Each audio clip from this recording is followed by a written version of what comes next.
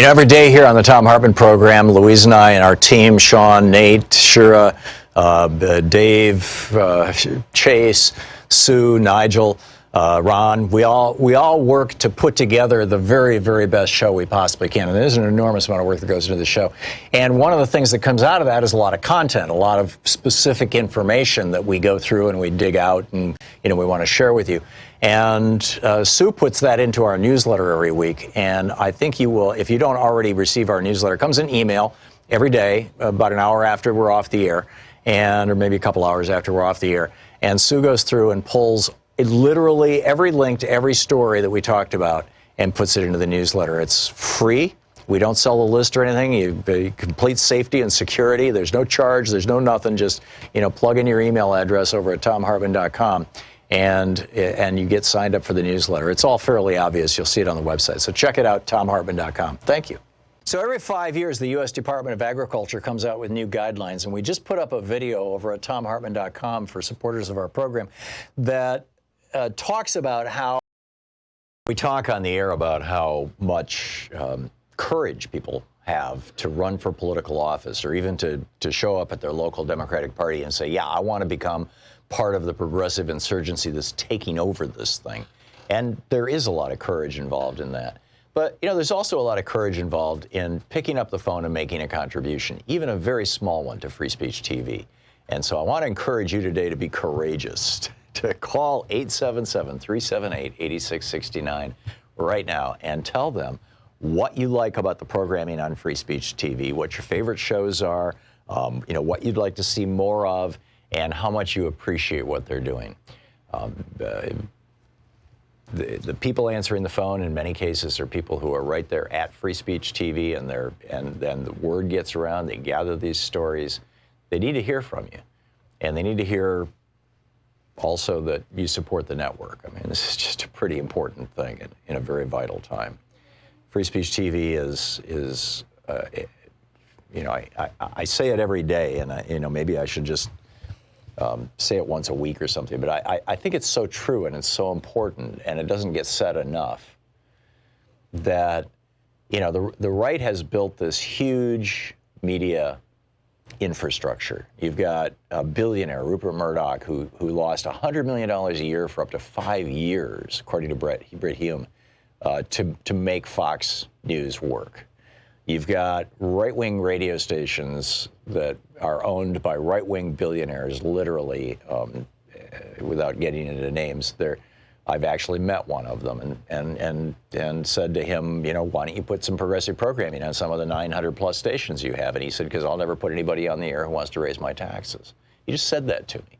The vice president of programming for another network, that was Salem, the other one. This was years ago. I was sitting at lunch with him at a talkers convention, talk radio convention, and I said, why don't you put some progressive programming on? And he's like, we're a Bible publishing company who owns a bunch of radio stations, and we would never put a liberal on the air. And I'm like, I don't get that. But, this is the kind of stuff that's out there. There's this huge infrastructure that's funded by very wealthy and powerful people, which is the reason why you can hear right-wing talk radio literally anywhere in the United States. You can hear American right-wing talk radio halfway across Mexico and Canada. So many of these big stations are blowing 50,000, 100,000 watt signals out. 50,000 on the AM dial, 100K or more on the FM dial. But progressive talk, there's a handful of stations, maybe a dozen stations in the United States that are carrying progressive talk radio. Commercial stations. There's a bunch of Pacifica stations, and we're on many of them, and God bless them all. But the bottom line is that the right wing has built out this incredible media infrastructure, and progressives, the Democratic Party has never paid attention to this, tragically. Stephanie Miller and Randy Rhodes and I went to a meeting in Washington, D.C. It seems like it was 10 years ago now, and made this pitch to a bunch of Democratic senators, people whose names you would immediately recognize. And they were like, that's the free market. We don't want to mess in the free market. Well, it's not a free market. It's a market that's owned by a bunch of billionaires. And what's the voice that's pushing back? It's right here on Free Speech TV. And I mean, it's just not anywhere else. People say, well, you got liberals on MSNBC. Well, yeah, Rachel Maddow occasionally, or not occasionally, typically does a pretty good job. But you've got, Joe Scarborough, and it's Republicans half the day. And even when it's progressives, it's Republicans. And CNN, same thing. Oh, let's have balance. Let's ask Rick Santorum what he thinks about that. Here we have a network where we're actually talking about the real issues. And it only exists because people who are watching have called in the past, have called 877-378-8669 and said, I like that show. I like your network. I want to fund it. I want to help. That's the only reason that we're still on the air, literally. And if we're still on the air a year from now, it'll be the only reason why we're still on the air, because you or someone just like you called in right now and made a contribution. With a $20 gift, you get the Thom Hartmann University, proud student of a Thom Hartmann University bumper sticker. With a $30 gift, we've got the Trump small hand soap. With a $50 gift, you get the Change the Channel Free Speech TV tote bag. Suitable for quick trips to the grocery store. With a $100 gift, you get the Free Speech TV Any Functional Adult shirt in sizes small through XXX large. With a $150 gift, you get an autographed copy of my new book, The Hidden History of the Supreme Court and the Betrayal of America. This book is a blockbuster. It's got an enormous amount of genuinely mind-boggling information in it, including a memo that John Roberts, who is now the Chief Justice of the U.S. Supreme Court, wrote for the Reagan administration back in the 1980s about how they could, working with a Republican-controlled House and Senate, how they could overturn Supreme Court decisions, specifically Brown versus Board of Education and Roe versus Wade. That's what they wanted to do. They wanted to, anyhow, it's that book, that $250 with the meet and greet, $1,000 coming to Port. Want to connect with the show online? You can find the Thom Hartmann Program on Facebook, Twitter, and Instagram. Program. As my ever-enthusiastic producer, Sean Taylor, said, could it be Trump Impeachment Tuesday? Oh, we love you, Sean. Yes, let's hope so. And by the way, let's throw in Mike Pence. I'll get to that in just a minute. But it's getting more, and I mean, this story is metastasizing, and the response of the Democrats to it is starting to really, really step up. And I mean, today is not the day. Nancy Pelosi is meeting with the entire Democratic caucus this afternoon at 4:00 in the U.S. Capitol at the House of Representatives, and my prediction, for what it's worth, I mean, but this is, I think, a well-informed prediction, is that what they're going to decide is that on Thursday, when the Director of National Security, or National Intelligence, the DNI, has been subpoenaed to come before the House Intelligence Committee and testify as to why he is refusing to share the whistleblower alert with Congress, which is required by law. This isn't something that would be a nice thing to do, or wouldn't it be a nice option, or maybe, hey, gee, maybe one of these days we should tell Congress what's going on over here in the intelligence community. No, the intelligence community is overseen, as is all of government. All of these agencies which fall under the purview of the executive branch, all of them under our system of government. Now, obviously, Donald Trump doesn't understand this, neither does Rudy Giuliani, and they certainly don't understand it over at Fox so-called news. But our system of government is based on checks and balances. It's based on a distribution of power. It's designed specifically to avoid a concentration of power, specifically because of people like Donald Trump. And so the law says that if you've got a whistleblower in the intelligence community, you have 7 days to tell Congress. That's the law. And this guy is breaking the law right now as we speak. So on Thursday, he's supposed to show up and testify before Adam Schiff's committee. And if he testifies, and if he turns over the whistleblower complaint, and if it's not redacted, then, that may be the most effective way that Donald Trump can shut down the impeachment against him. Unless the whistleblower complaint itself is so filled with bombshells that there's no way not to impeach, which is very, very possible. Otherwise, why is he hiding it? Just like, why is he hiding his tax returns? Well, probably because they show that he's in debt to a bunch of mobsters and foreign oligarchs. But in any case, Thursday, when that happens, this is, again, I'm not sharing inside info here, I'm telling you my opinion. I believe, but I'm fairly well informed on these things.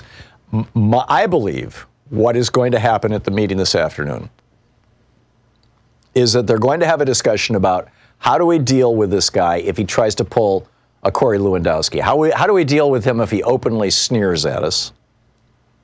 Or how do we deal with him if he's very nice and polite, but simply says, no, I'm sorry, I can't do this. I can't share this with you. Or how do we deal with him if he tries to give us a redacted version? Keep in mind, the House Intelligence Committee has still not seen an unredacted version of the Mueller report. There are things in the Mueller report that may well lead to an impeachment, but we have no idea because Bill Barr is still sitting on the damn thing. Congress has still not seen an unredacted copy of the Mueller report. So anyhow, on Thursday when that happens, and this is just day after tomorrow, right? On Thursday when that happens, any of those scenarios plays out, are they going to use inherent contempt? I was blown away reading the Washington Post last night that these national security Democrats, in quotes, and I don't mean scare quotes. I mean, like, this is a group of Democrats who ran for Congress on their own history, basically, on the fact that they were military veterans, defense veterans, intelligence veterans. Gil Cisneros of California, Jason Crow of Colorado, Chrissy Houlihan of Pennsylvania, Elaine Luria of Virginia, Mickey Sherrill of New Jersey, Alyssa Slotkin of Michigan, and Abigail Spanberger of Virginia. They're all brand new Democrats. You probably never heard any of their names before because they've been the kind of people who just keep their heads down, do their job, go about their business, and they're not, grandstanding or trying to get in the media, and they don't want to be president when they grow up, or even senators. And they wrote this op-ed in the Washington Post last night. These Democrats who have opposed impeachment up until this point. And they wrote, and I quote, "The President of the United States may have used his position to pressure a foreign country into investigating a political opponent, and he sought to use U.S. taxpayer dollars as leverage to do it.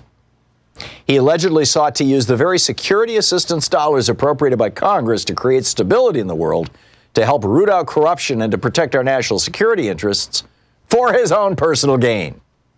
These allegations are stunning, both in the national security threat they pose and the potential corruption they represent. We also know that on September 9th, the Inspector General for the Intelligence Community notified Congress of a credible and urgent whistleblower complaint related to national security and potentially involving these allegations. Despite federal law requiring the release of this complaint to Congress, this administration has blocked its release to Congress. This flagrant disregard for the law cannot stand.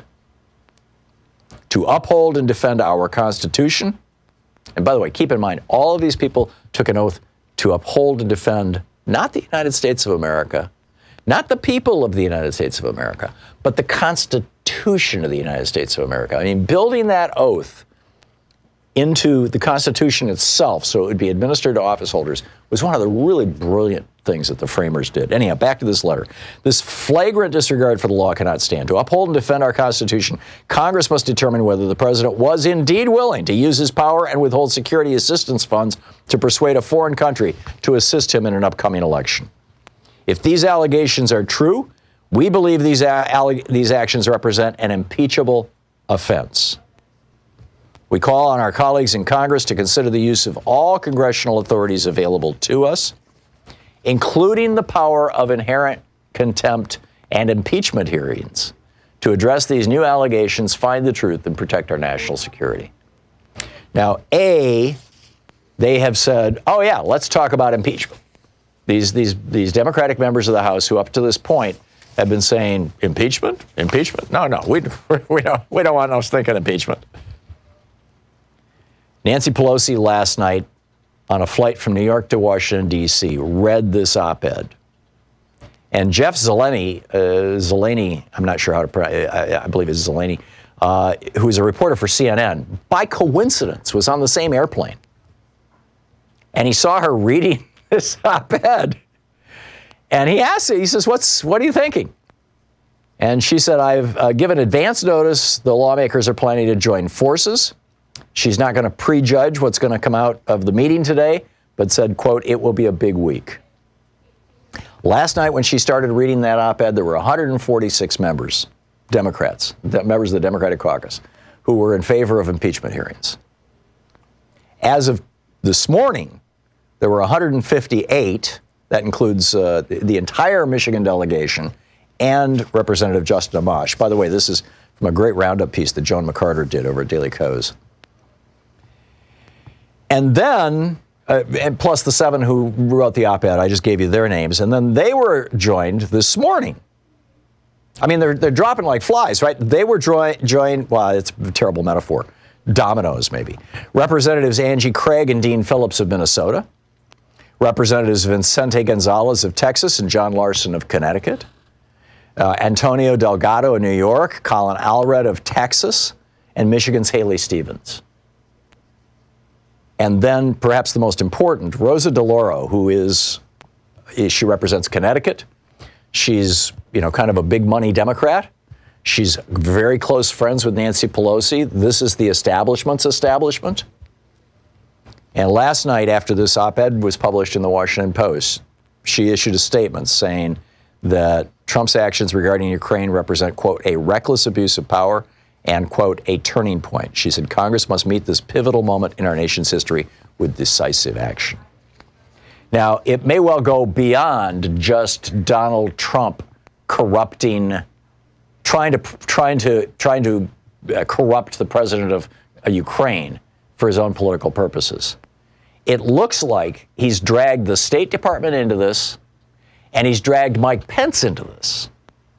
And keep in mind, if you impeach both Trump and Pence, and I'll get to that in a minute, if you impeach both of them, the Constitution provides the third in line to the presidency to be the Speaker of the House. Now, I remember back in the 90s when Newt Gingrich was impeaching Bill Clinton, and he was just giddy about the possibility that he could get Al Gore involved in this thing so he could become president. This is getting interesting. This is the Thom Hartmann Program. We'll be back. I'll finish rounding out the whole story here, particularly when you find out about the State Department stuff. This is broken by Fox News, for God's sake. We'll be back.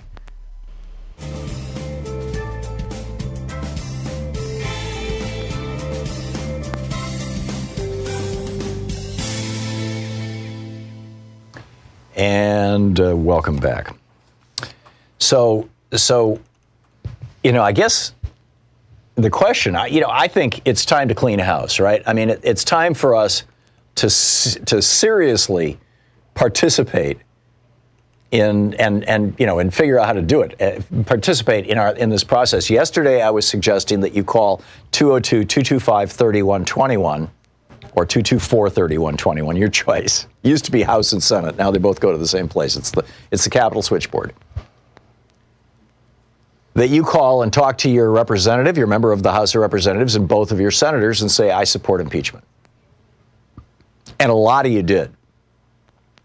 And for all we know, a lot of this activity that we're seeing today was the result of so many of you calling yesterday. So anyhow, we'll see how this shakes out. Amy in San Diego. Hey, Amy, what's up? Oh, hi, Tom. I'm totally support impeachment. And even if it went to the Senate and they kicked him out of office, I don't think this guy's ever leaving. What is in place to make him actually leave? Well, this is the U.S. military. It's... But he's the commander in chief.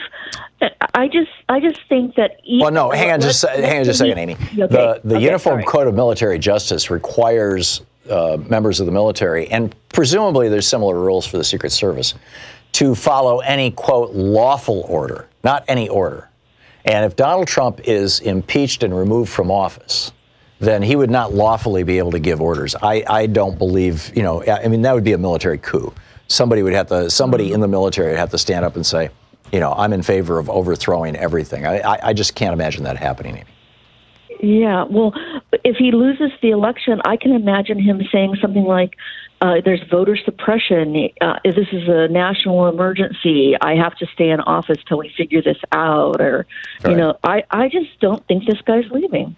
I think he's going to do everything he can to avoid leaving. It's the old cliche about the most dangerous rat is a cornered rat. And Donald Trump is very much cornered right now. He knows that once he's out of office, he's probably going to go to jail, and so are other members of the Trump crime family. I hope so. But yeah, me too. But he's going to do everything he can to avoid that. And I wouldn't put it past him to try to start a war to avoid that, and thus be able to declare a state of emergency. And originally, it looked to me like he was trying to start a war with Venezuela, and Venezuela said, we're not going to play.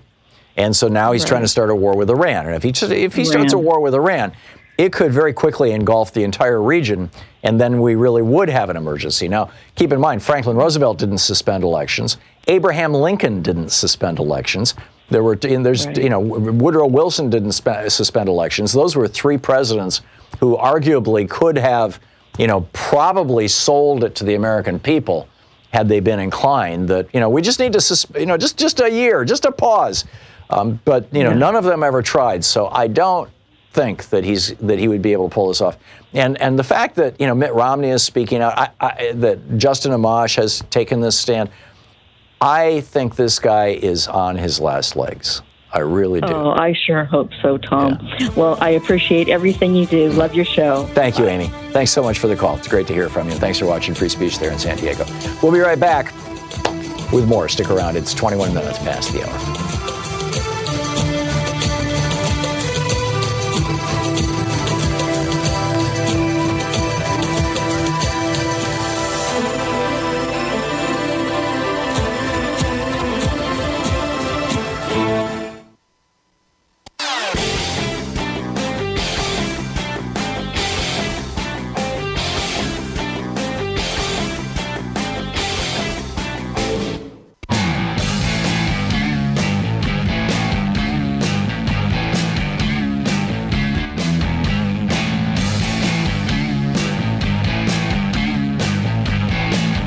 Welcome back. So we've got 7 freshman Democrats, the all national security folks, serious, hardcore, well-credentialed, highly credible.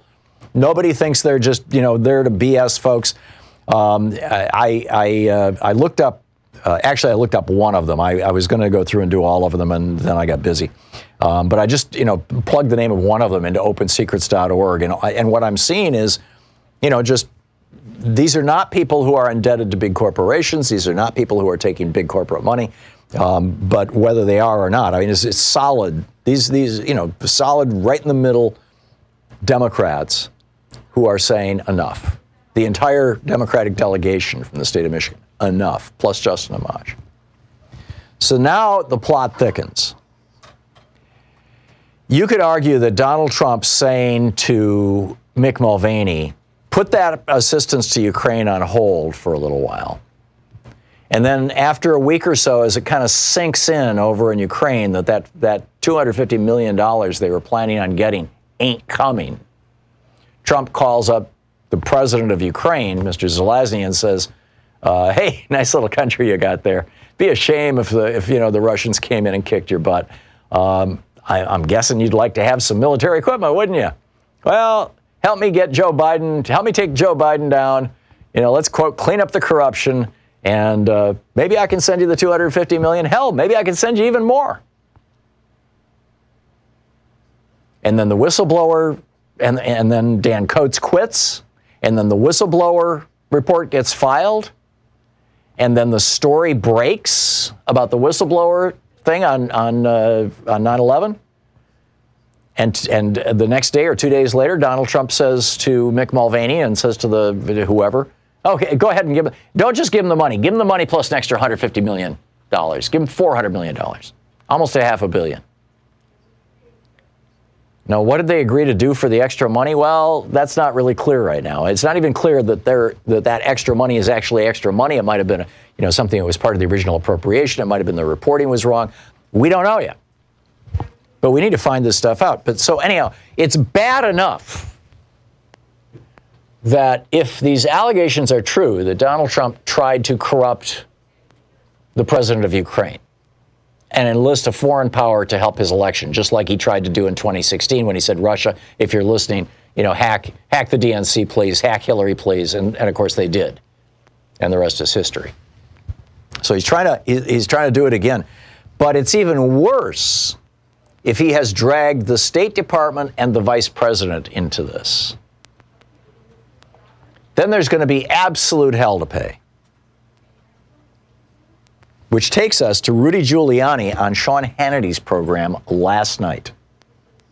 Last night on Hannity's program, Rudy Giuliani was asked, Sean Hannity asked this just straight up. Did our State Department ask you to go on a mission for them? This would be to Ukraine. Now, keep in mind, if Giuliani up to this point had been saying, I went as Trump's private lawyer. Well, that's starting to look kind of bad, right? Trump's private lawyer is basically, trying to extort the president of a foreign country. So last night, here's how Giuliani responded. These are his verbatim words in response to Sean Hannity saying, did the State Department have anything to do with this? And obviously somebody whispered to Sean before Giuliani came on, saying, hey, Sean, ask him about the State Department. I mean, it might have been Giuliani who had told him that. So anyhow, Sean Hannity, did our State Department ask you to go on a mission for them? Giuliani, they did. The State Department called me and said, would I take a call from Mr. Yermak, who's number 2 or 3 to the president-elect, who is now the president of Ukraine? I wasn't operating on my own. I was operating at the request of the State Department.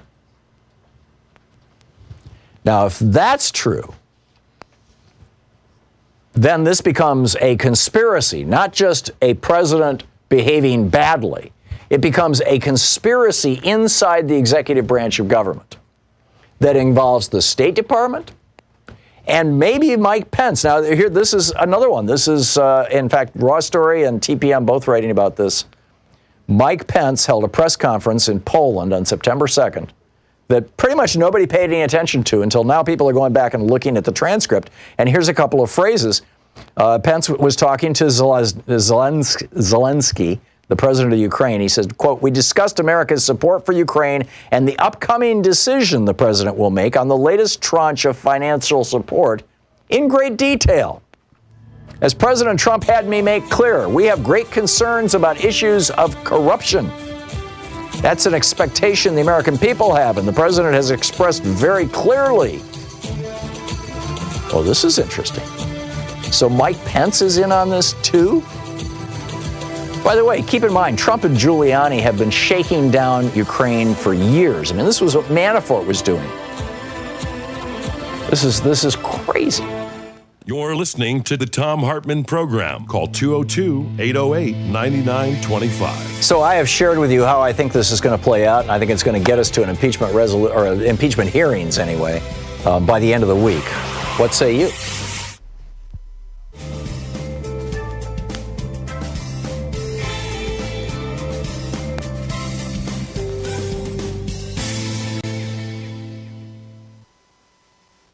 This is the Thom We talk Hartmann on the air Program. about how much courage people have to run for political office or even to show up at their local Democratic Party and say, yeah, I want to become part of the progressive insurgency that's taking over this thing. And there is a lot of courage involved in that. But, there's also a lot of courage involved in picking up the phone and making a contribution, even a very small one, to Free Speech TV. And so I want to encourage you today to be courageous, to call 877-378-8669 right now and tell them what you like about the programming on Free Speech TV, what your favorite shows are, what you'd like to see more of, and how much you appreciate what they're doing. the people answering the phone in many cases are people who are right there at Free Speech TV, and then the word gets around. They gather these stories. They need to hear from you, and they need to hear also that you support the network. I mean, this is just a pretty important thing in a very vital time. Free Speech TV is I say it every day, and maybe I should just say it once a week or something, but I think it's so true and it's so important, and it doesn't get said enough, that the right has built this huge media infrastructure. You've got a billionaire, Rupert Murdoch, who lost $100 million a year for up to 5 years, according to Bret Hume, to make Fox News work.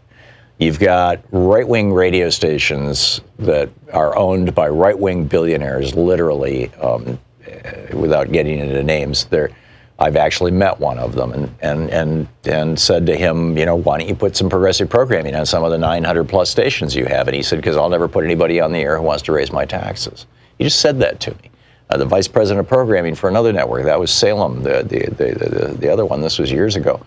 I was sitting at lunch with him at a talk radio convention, and I said, why don't you put some progressive programming on? And he's like, we're a Bible publishing company who owns a bunch of radio stations, and we would never put a liberal on the air. And I'm like, I don't get that. But, this is the kind of stuff that's out there. There's this huge infrastructure that's funded by very wealthy and powerful people, which is the reason why you can hear right-wing talk radio literally anywhere in the United States. You can hear American right-wing talk radio halfway across Mexico and Canada. So many of these big stations are blowing 50,000, 100,000 watt signals out. 50,000 on the AM dial, 100K or more on the FM dial. But progressive talk, there's a handful of stations, maybe a dozen stations in the United States that are carrying progressive talk radio. Commercial stations. There's a bunch of Pacifica stations, and we're on many of them, and God bless them all. But the bottom line is that the right wing has built out this incredible media infrastructure, and progressives, the Democratic Party has never paid attention to this, tragically. Stephanie Miller and Randy Rhodes and I went to a meeting in Washington, D.C. It seems like it was 10 years ago now, and made this pitch to a bunch of Democratic senators, people whose names you would immediately recognize. And they were like, that's the free market. We don't want to mess in the free market. Well, it's not a free market. It's a market that's owned by a bunch of billionaires. And what's the voice that's pushing back? It's right here on Free Speech TV. And I mean, it's just not anywhere else. People say, well, you got liberals on MSNBC. Well, yeah, Rachel Maddow occasionally, or not occasionally, typically does a pretty good job. But you've got, Joe Scarborough, and it's Republicans half the day.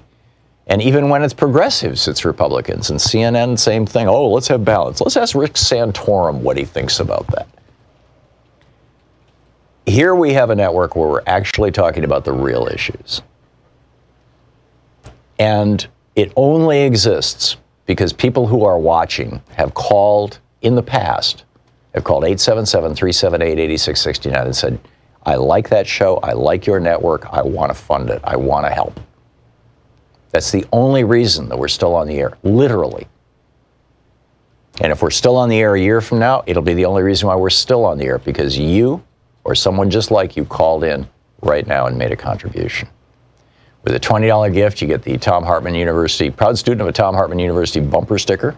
With a $30 gift, we've got the Trump small hand soap. With a $50 gift, you get the Change the Channel Free Speech TV tote bag. Suitable for quick trips to the grocery store. With a $100 gift, you get the Free Speech TV Any Functional Adult shirt in sizes small through XXX large. With a $150 gift, you get an autographed copy of my new book, The Hidden History of the Supreme Court and the Betrayal of America. This book is a blockbuster. It's got an enormous amount of genuinely mind-boggling information in it, including a memo that John Roberts, who is now the Chief Justice of the U.S. Supreme Court, wrote for the Reagan administration back in the 1980s about how they could, working with a Republican-controlled House and Senate, how they could overturn Supreme Court decisions, specifically Brown versus Board of Education and Roe versus Wade. That's what they wanted to do. They wanted to anyhow. That book, that $250 with the meet and greet, $1,000 coming to Port. Want to connect with the show online? You can find the Thom Hartmann Program on Facebook, Twitter, and Instagram.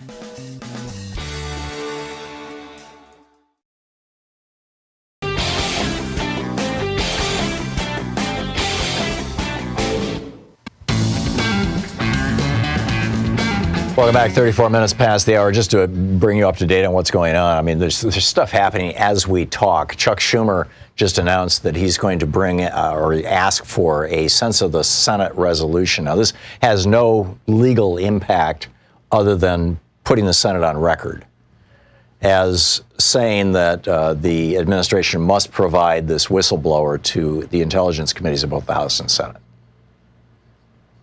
Again, that's that Thursday event that I was telling you about, number one. So Chuck Schumer jumping on this. And number two, Joe Biden has apparently announced, or his folks have announced, that if the administration, and again, this is day after tomorrow, if they continue to stonewall, that he will then support an impeachment inquiry. It's a big deal. And John Lewis just gave a speech before the House. He said, today I come with a heavy heart, deeply concerned about the future of our democracy. And then he talks about how people, wherever he goes around the country, people come up to him and they are freaked out. He said, it keeps me up at night. We took an oath to protect this nation against all domestic and foreign enemies. And sometimes I'm afraid to go to sleep that I will wake up and our democracy will be gone and never returned. Every turn of this administration demonstrates disdain and disregard for the law and for the Constitution. They have lied under oath. They refuse to account for their actions. They appear before the legislative body, who have the constitutional right to inquire about their activities. The people have a right to inquire. They have a right to know. The people have a right to know whether they can put their faith and trust in the outcome of our election. They have a right to know whether the cornerstone of our democracy was undermined by people sitting in the White House today. They have a right to know whether a foreign power was asked to intervene in the 2020 election. They have a right to know whether the president is using his office to line his pockets. Mr. Speaker, the people of this nation realize that if they had committed even half the possible violations, the federal government would be swift to seek justice. We cannot delay. We must not wait. Now is the time to act. I have been patient while we have used every other path and tool. We will never find the truth unless the power given to the House of Representatives and the House alone to begin an official investigation is dictated by the Constitution. The future of our democracy is at stake. John Lewis wraps up his statement by saying, there comes a time when you have to be moved by the spirit of history to take action to protect and preserve the integrity of our nation. I truly believe, the time to begin impeachment proceedings against this president has come. To delay or do otherwise would betray the foundation of our democracy. Thank you. John Lewis on the floor of the House of Representatives. Extraordinary. Deborah in Pueblo, Colorado. Hey, Deborah, what's up? Hi. Thank you, Tom. I would just like to say that I'm really tired of Nancy Pelosi and the Democrats doing nothing. I hope that Nancy Pelosi and the Democrats do not negotiate with Donald Trump or Mike Pence to step down. Justice must be served to heal our nation. And I think that Nancy Pelosi is worried about Donald Trump supporters threatening violence. Like, we should not negotiate with terrorists. Our country is at stake, and we do have the military. We can't be afraid to save our nation. Yeah. And I just think he needs to go to prison. Plain and simple, he should go to prison because his supporters will not believe it unless he is handcuffed and sent to prison. Otherwise, they'll say that he wasn't, or he would have been, that he's not guilty, or he would have been put in prison. Yeah, like they tried to rehabilitate Nixon, and then they spent millions and millions of dollars trying to rehabilitate Ronnie Reagan. And I mean, yeah, I'm with you, Deborah. The thing that, go ahead, finish your thought. Oh, I was just going to say, and then Mike Pence, I'm concerned that he'll go and pardon Donald Trump, and he terrorized us, he profited off of us, he tore down all of our institutions, He being people Trump. are afraid to. Yes, Donald Trump. People are afraid to go to see the FBI or the police or just all of the things that he has done. He has torn it down, and it shouldn't be this way. I think that we need to be restored to our nation, and we need change so that something like this can never happen again. And I think that Mitch McConnell and Lindsey Graham and that whole crew needs to go to prison for all of their crimes too. That's just my opinion. Yeah, I get it, Deborah. With regard to Mitch McConnell and Lindsey Graham, I think that their corruption, and frankly, I think that McConnell took basically a $200 million bribe from a Russian oligarch in exchange for lifting the sanctions against Deripaska. McConnell's state gets this $200 million factory. That sure looks like a bribe to me. And Lindsey Graham has suddenly just gone, clutching his pearls at every turn. I think he's being blackmailed, is the only thing that in my mind can explain his behavior. Exactly. But we'll see. We'll see. Deborah, thank you for the call. And by the way, just to put a bow on this discussion of Nancy Pelosi, I suspect we're going to look back on this a year or two down the road and say that woman was one of the most brilliant political strategists of our era. Now, you know that I have my differences with Leader Pelosi, with Speaker Pelosi. I think she's a brilliant politician. But I'm way more progressive than she is, and she's pretty progressive. We have some, basic political differences, I suppose would be the way to say it.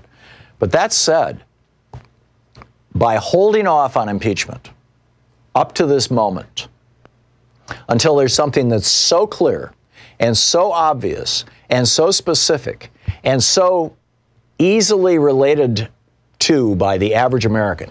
Oh, bribery, extortion. Yeah, we understand that stuff. We watch movies about that. By waiting until this happens and letting the groundswell wash over her rather than her trying to push the waves, push the groundswell, no matter how this plays out, the result is going to be the exact opposite of what it was with the Bill Clinton impeachment. The Bill Clinton impeachment, Newt Gingrich was giddy. He wanted to become president. He thought this was going to make him president. He ran for president 3 times after that, you'll recall. Newt Gingrich was just and he tried to get Al Gore nailed on this so that he could be, as Speaker of the House, number 3, he'd be the guy in the White House when it was all said and done. And it just tarnished him. It tarnished the Republicans. Everybody was like, oh, that's cynical crap. But by holding off and saying, no, it's got to be real. It's got to be big. It's got to be overwhelming. I've got to be inundated by my own members saying, yes, do it.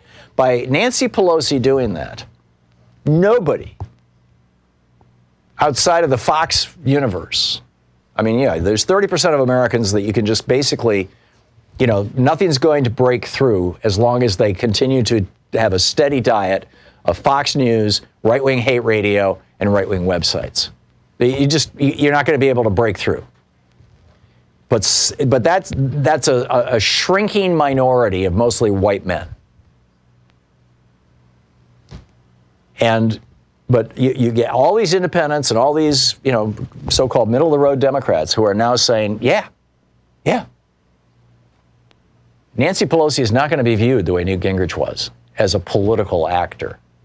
She's going to be viewed as the person who did the right thing. And maybe because she had no choice, but still, it was the right thing.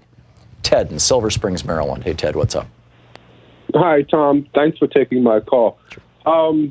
I enjoyed the interview yesterday with Ralph Nader, and he made the point about this being a political revolution and the media not knowing how to handle it. Yep. So then that means that the Republicans have co-opted the 4th estate. Yes. They've kind of got the 1st estate. Yep.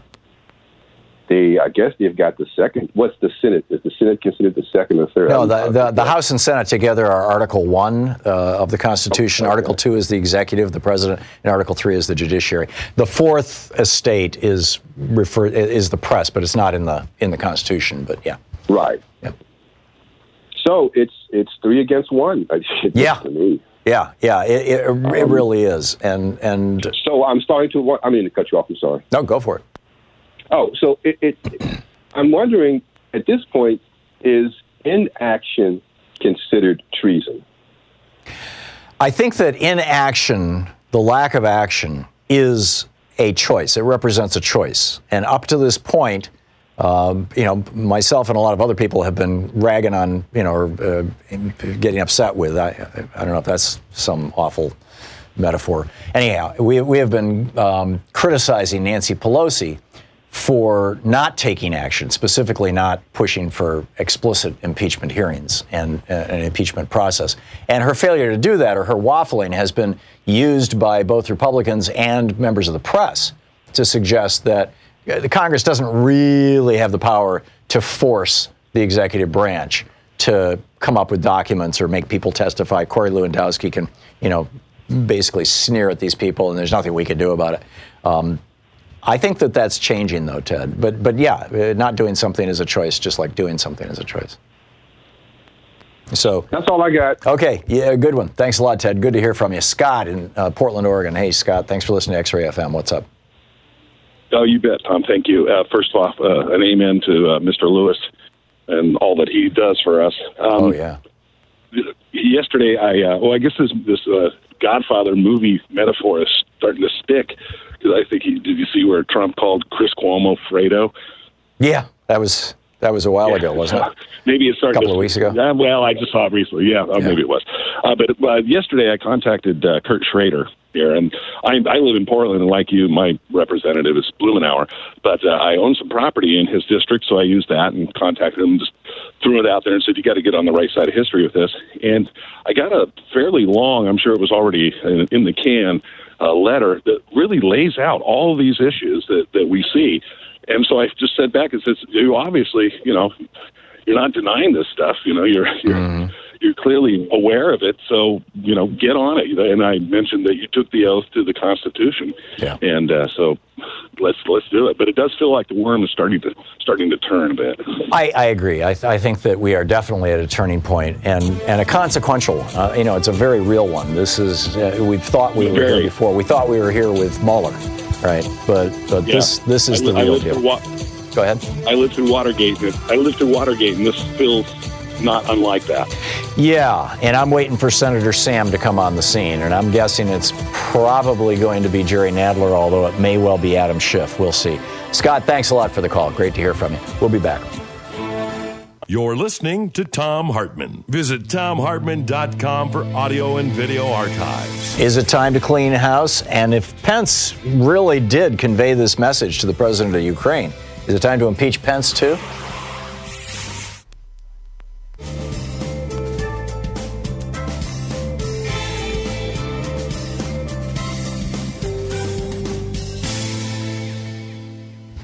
And welcome back. Priscilla in Santa Rosa, California. Hey, Priscilla, what's on your mind? Oh, Priscilla, you're listening to our San Francisco affiliate there, right? AM 910? That's correct. Yeah, okay. Let me put you on hold and come correct. back when that station's back on the air, because they're in a commercial break right now. Rhoda in Portland, Michigan. Hey, Rhoda, what's on your mind today? Hi, good afternoon, Tom. Hi, Good Rhoda. to hear your voice. Thank you. My thing is, I at one time, I really do think that Nancy Pelosi is brilliant, and we must have her where she is. Mm-hmm. But the time has come for her to take action. Silence is consent. By not impeaching, Congress is permitting further crimes, and even worse ones. Yeah. And abdicating the responsibilities to the American people that's given in the simplest civics class. I agree. So, impeachment now. Yes, I'm with you. Thank you, Rhoda. I'm absolutely with you. Jacqueline in Minneapolis. Hey, Jacqueline, what's on your mind? Yeah, I'm hearing a lot in the press that the possibility is Dan Coates might be the whistleblower. Yeah, there is a lot of speculation that that's the case. At least he may know quite a bit about it, which is why he resigned. Right. So should we be subpoenaing him to testify? Well, we need to see the whistleblower complaint. That's step one. But yeah, I think that there's a number of people who, once this thing gets going, I think that Rex Tillerson should be subpoenaed. I think that, frankly, pretty much everybody who's ever been in the position of Director of National Intelligence, National Intelligence Advisor to the President, or head of the State Department, Secretary of State. I think all of them should have to testify as to how this president has been conducting domestic and foreign, in particular foreign policy, and if any of them have any knowledge that any of these behaviors by the president are inappropriate or illegal. So, and I think it goes beyond a fishing expedition. Jacqueline, thank you for the call. Robert in Omaha, Nebraska. Hey, Robert, what's up? Yes.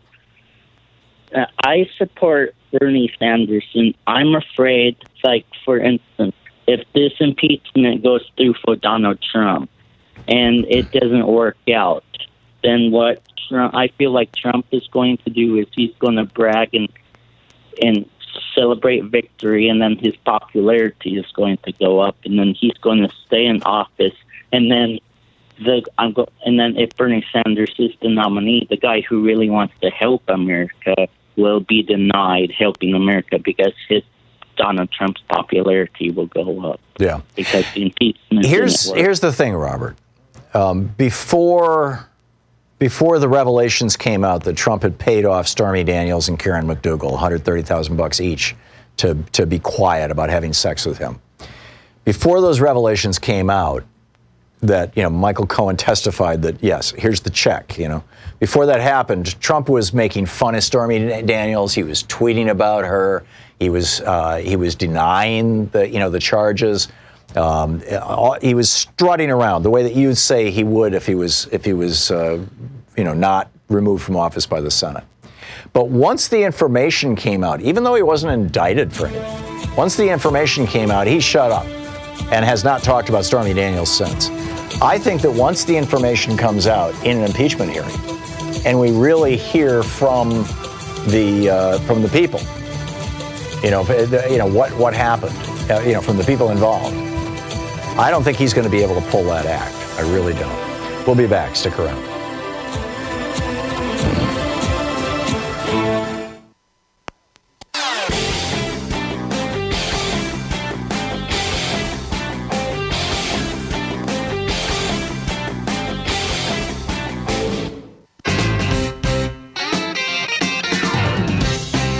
Welcome back. Thom Hartmann here with you. Priscilla in Santa Rosa, California, listening on AM 910. You're on the air, Priscilla. What's up? The $250 million for Ukrainian military aid was to be used to fight Russian separatists, i.e. Putin's interest. Right. The fact that that essentially by denying the aid, you defanged and military side that was fighting Putin is a direct payback for what he did in 2016 and or what he's going to do in 2020. The Biden is a red herring, distract and divert. He needed a cover story for why he withheld that money to Russia. Well, that's an interesting theory, Priscilla, and if it turns out to be true, it's even more mind-boggling.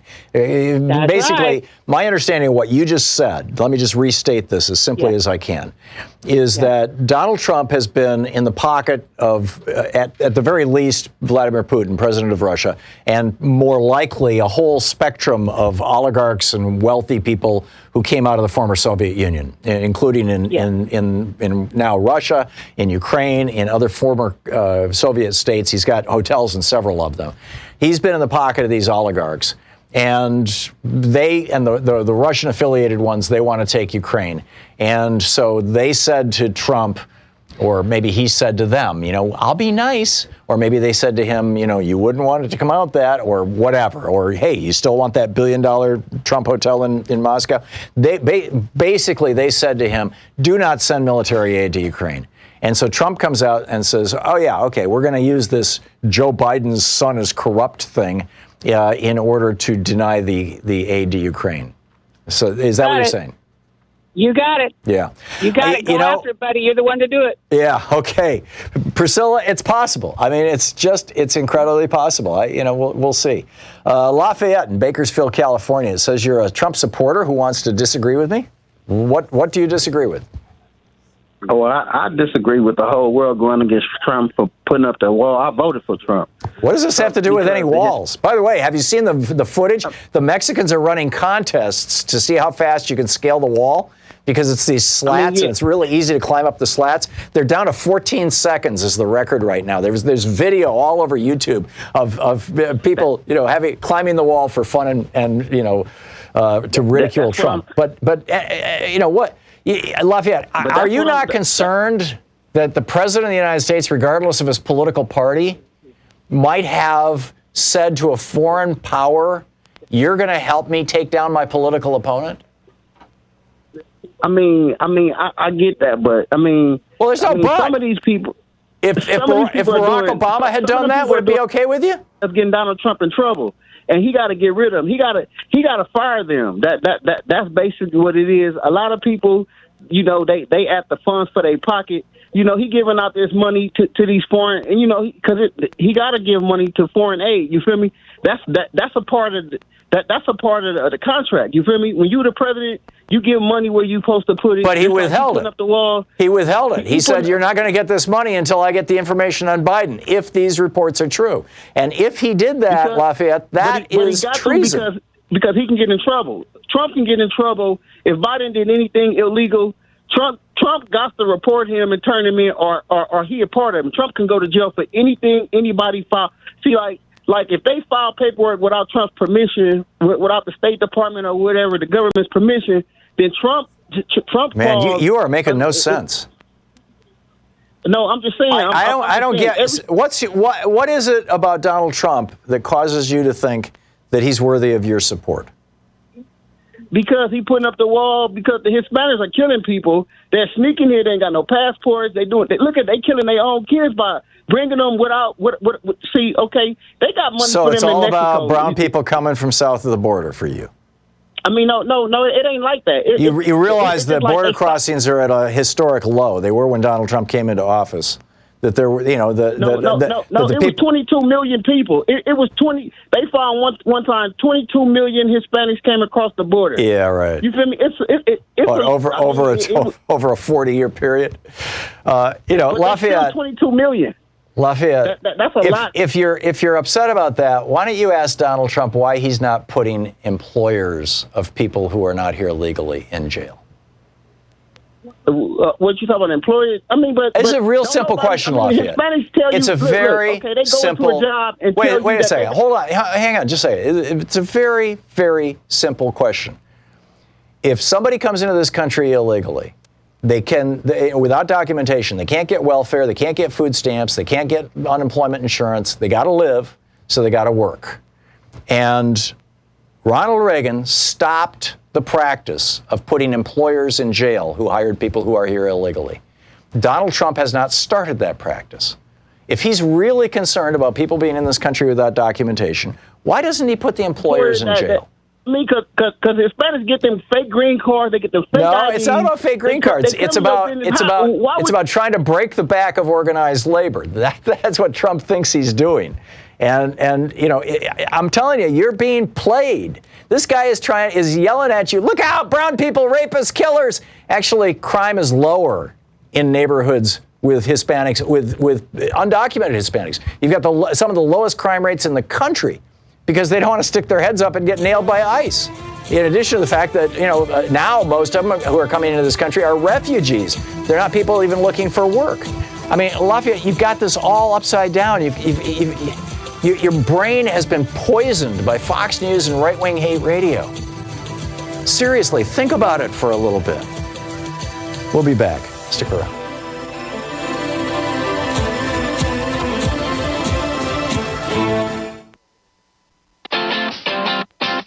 You're listening to Thom Hartmann.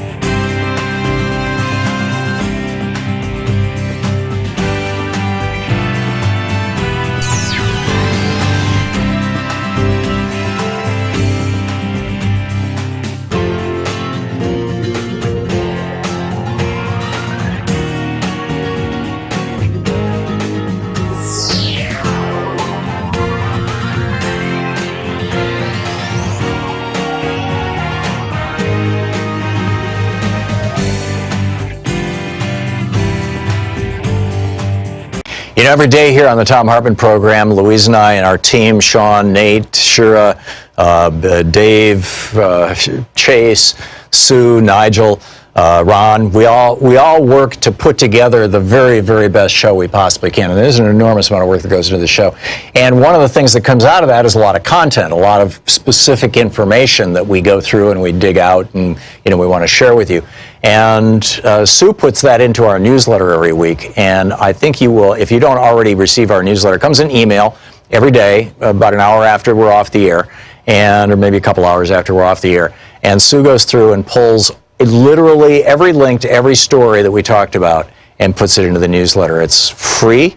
We don't sell the list or anything. You complete safety and security. There's no charge. There's no nothing. Just, you know, plug in your email address over at thomhartmann.com and you get signed up for the newsletter. It's all fairly obvious. You'll see it on the website. So check it out, thomhartmann.com. Thank you. We talk on the air about how much courage people have to run for political office, or even to show up at their local Democratic Party and say, yeah, I want to become part of the progressive insurgency that's taking over this thing. And there is a lot of courage involved in that. But, you know, there's also a lot of courage involved in picking up the phone and making a contribution, even a very small one, to Free Speech TV. And so I want to encourage you today to be courageous, to call 877-378-8669 right now and tell them what you like about the programming on Free Speech TV, what your favorite shows are, you know, what you'd like to see more of, and how much you appreciate what they're doing. The people answering the phone in many cases are people who are right there at Free Speech TV, and then the word gets around. They gather these stories. They need to hear from you, and they need to hear also that you support the network. I mean, this is just a pretty important thing in a very vital time. Free Speech TV is you know, I say it every day, and you know, maybe I should just say it once a week or something, but I think it's so true and it's so important, and it doesn't get said enough, that, you know, the right has built this huge media infrastructure. You've got a billionaire, Rupert Murdoch, who lost $100 million a year for up to 5 years, according to Bret Hume, to make Fox News work. You've got right-wing radio stations that are owned by right-wing billionaires, literally, without getting into names. I've actually met one of them and said to him, you know, why don't you put some progressive programming on some of the 900 plus stations you have? And he said, because I'll never put anybody on the air who wants to raise my taxes. He just said that to me. The vice president of programming for another network, that was Salem, the other one. This was years ago. I was sitting at lunch with him at a talkers convention, talk radio convention, and I said, why don't you put some progressive programming on? And he's like, we're a Bible publishing company who owns a bunch of radio stations, and we would never put a liberal on the air. And I'm like, I don't get that. But, you know, this is the kind of stuff that's out there. There's this huge infrastructure that's funded by very wealthy and powerful people, which is the reason why you can hear right-wing talk radio literally anywhere in the United States. You can hear American right-wing talk radio halfway across Mexico and Canada. So many of these big stations are blowing 50,000, 100,000 watt signals out. You know, 50,000 on the AM dial, 100K or more on the FM dial.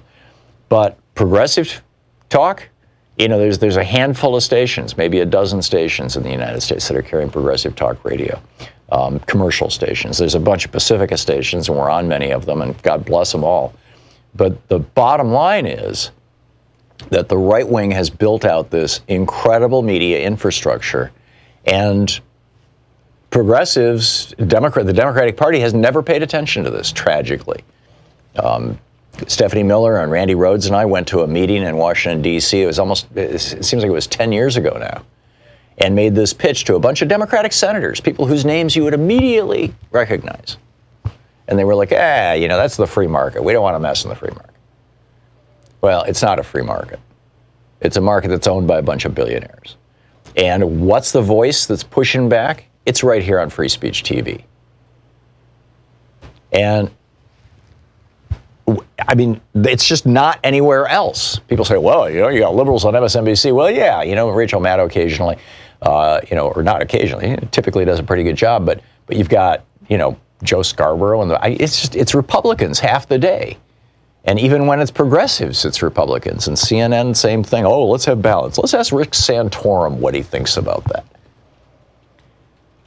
Here we have a network where we're actually talking about the real issues. And it only exists because people who are watching have called in the past, have called 877-378-8669 and said, I like that show, I like your network, I want to fund it, I want to help. That's the only reason that we're still on the air, literally. And if we're still on the air a year from now, it'll be the only reason why we're still on the air, because you or someone just like you called in right now and made a contribution. With a $20 gift, you get the Thom Hartmann University, proud student of a Thom Hartmann University bumper sticker. With a $30 gift, we've got the Trump small hand soap. With a $50 gift, you get the Change the Channel Free Speech TV tote bag. Suitable for quick trips to the grocery store. With a $100 gift, you get the Free Speech TV Any Functional Adult shirt in sizes small through XXL large. With a $150 gift, you get an autographed copy of my new book, The Hidden History of the Supreme Court and the Betrayal of America. This book is a blockbuster. It's got an enormous amount of genuinely mind-boggling information in it, including a memo that John Roberts, who is now the Chief Justice of the U.S. Supreme Court, wrote for the Reagan administration back in the 1980s about how they could, working with a Republican-controlled House and Senate, how they could overturn Supreme Court decisions, specifically Brown versus Board of Education and Roe versus Wade. That's what they wanted to do. They wanted to anyhow. It's that book. Then $250 with the meet and greet, $1,000 coming to Port. Want to connect with the show online? You can find the Thom Hartmann Program on Facebook, Twitter, and Instagram.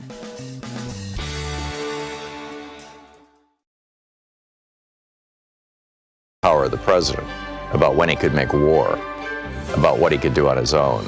Impeachment by Cass Sunstein.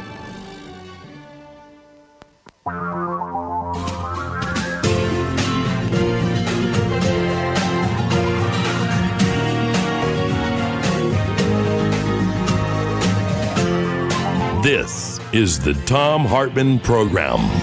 Welcome back. Thom Hartmann here with you. Just to recap our previous hour, it's looking increasingly like the dam has broken, that the tide has turned. I mean, pick your terrible old cliche or overused cliche. When you've got national security Democrats who were up until yesterday saying we don't want anything to do with impeachment. We just want to do our job. We want to, serve in the U.S. House of Representatives.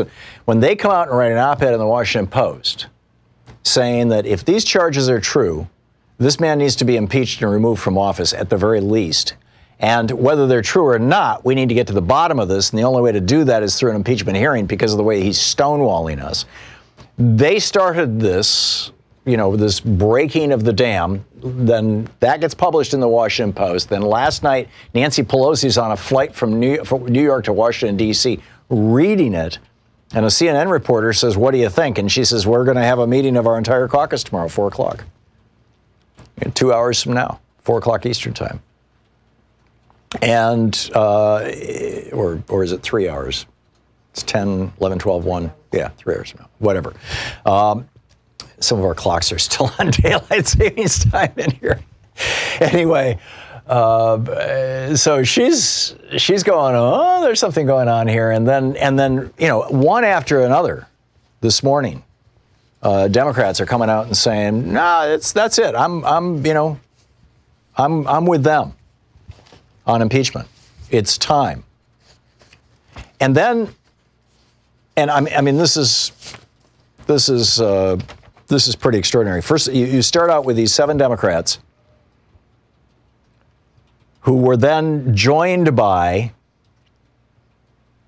the 7 Democrats initially who wrote the op-ed: Jill Cisneros of California, Jason Crow of Colorado, Chrissy Houlihan of Pennsylvania, Elaine Luria of Virginia, Mikey Sherrill of New Jersey, Alyssa Slotkin of Michigan, and Abigail Spanberger of Virginia. And then after that was published, Angie Craig and Dean Phillips of Minnesota said, sign me up. And then Vicente Gonzalez of Texas and John Larson of Connecticut jumps in. And as I mentioned, this is from a great roundup piece by Joan McCarter over at Daily Kos.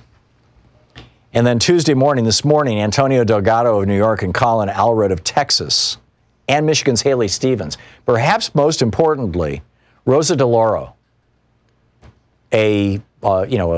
from Connecticut. I mean, the big money state, a solid member of the political establishment, kind of Nancy Pelosi's friend and colleague, and they share a perspective, came right out and said, this is a reckless abuse of power. This is a turning point. Congress must meet this pivotal moment in our nation's history with decisive actions. And then we hear that then people are going back and they're starting to read the transcript of Mike Pence's September 2nd press conference. Now, this was almost 3 weeks ago. Trump was supposed to go to Poland. Remember, he backed out of that thing, and so he sent Mike Pence instead, and Pence goes to Poland, and he holds a press conference. And at the press conference, now keep in mind, this is right after this is before Trump has released the money. The money was released on September 14th. This is September 2nd. But this is after Trump has said to Mick Mulvaney, his chief of staff, put on hold that money, which apparently was running through the State Department. And, Mike Pompeo, after that was put on hold, and after he had a phone call with the president of Ukraine, at least one phone call, and perhaps many more. I mean, the whistleblower complaint is alleged to have 8 different instances of Trump breaking the law this way and committing treason this way. After Trump has threatened the president of Ukraine with not getting that money unless he does what Trump wants. Find me some dirt on Joe Biden or make it up if you have to. Keep in mind, Trump's campaign manager, his original campaign manager, used to work in Ukraine, Paul Manafort, and is sitting in jail right now because of the stuff he did in Ukraine. And his assistant campaign manager, Rick Gates, is awaiting sentencing. And his national security advisor, Mike Flynn, who was and Trump knew this, by the way, was actually working as a paid agent of a foreign government, in this case it was Turkey, while he was being national security advisor. He's on his way to jail for this. So anyhow, Pence comes out on September 2nd in this press conference, and they said, well, what'd you talk about? He says, well, I talked with Ukrainian President Zelensky, and we, quote, discussed America's support for Ukraine and the upcoming decision the president will make on the latest tranche of financial support. We discussed that in great detail, Pence said. But as President Trump had me make clear, in other words, Trump threatens the president of Ukraine, and then Pence holds a press conference a week later and does so publicly. As President Trump had me make clear, we have great concerns about issues of corruption. Now, corruption is a code word for find me some dirt on Joe Biden and his son. And if you can't find it, manufacture it. And then Pence goes on to say, that's an expectation the American people have and the president has expressed very clearly. So you've got Pence in on this. Pompeo is apparently in on this. Bill Barr is the guy who is orchestrating the cover-up, just like he did in 1992 around Iran-Contra. The Reagan campaign's deal with the Iranians, we'll sell you weapons if you'll hold those hostages so that Jimmy Carter loses the election.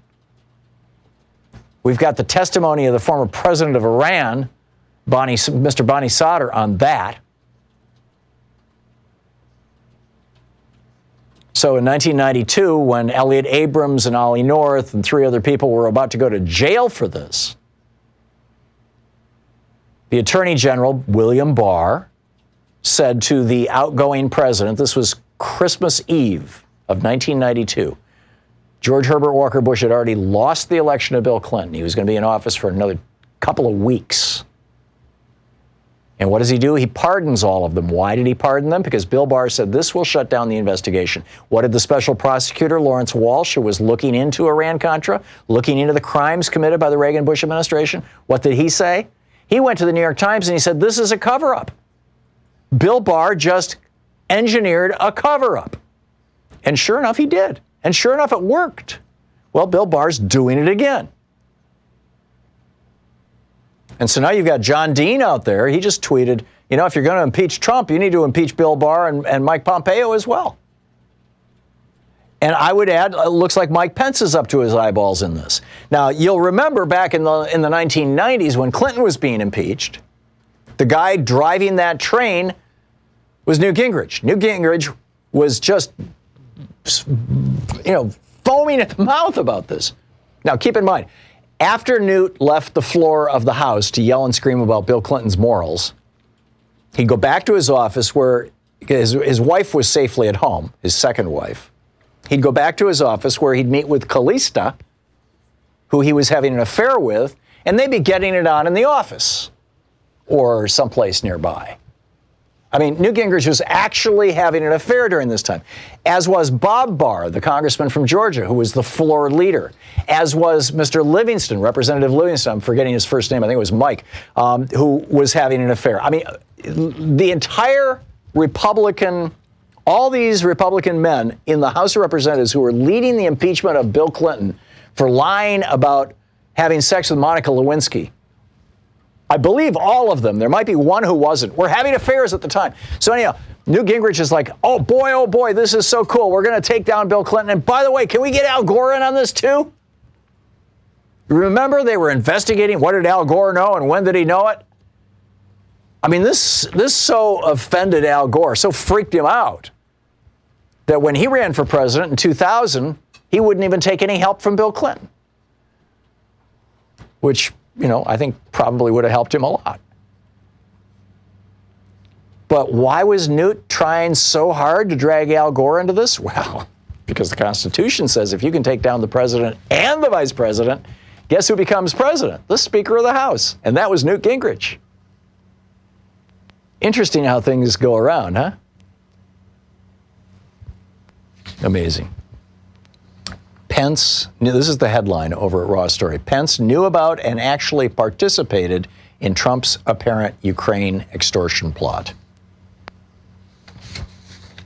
And then Rudy Giuliani last night on Hannity saying, oh no, this came from Mike Pompeo.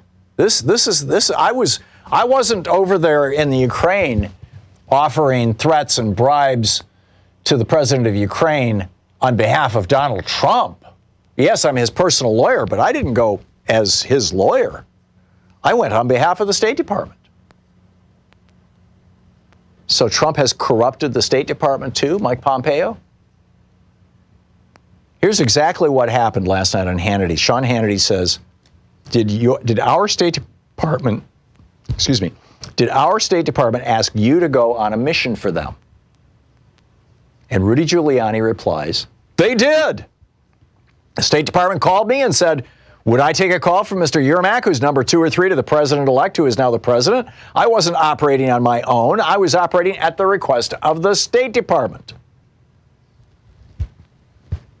Rudy Giuliani last night. So now we see that the corruption, that this sick, twisted corruption of Donald Trump, the guy, this guy who's basically, been a mobbed up real estate guy his whole life and a con man running cons like Trump University where they literally convicted him of fraud. And he paid a $25 million fine for it. That this con man has brought the State Department into his con.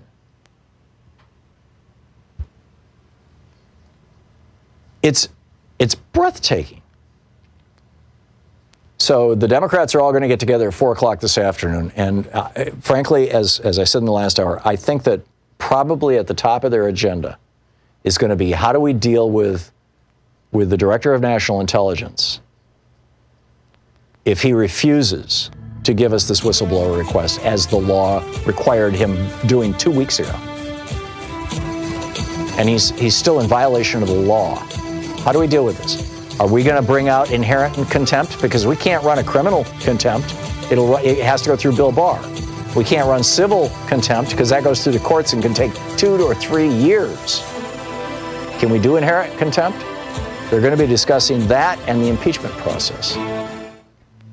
This is the Thom Hartmann Program. And would I love to be a fly on that particular wall? Anyhow, we'll be back. It's 18 minutes past the hour.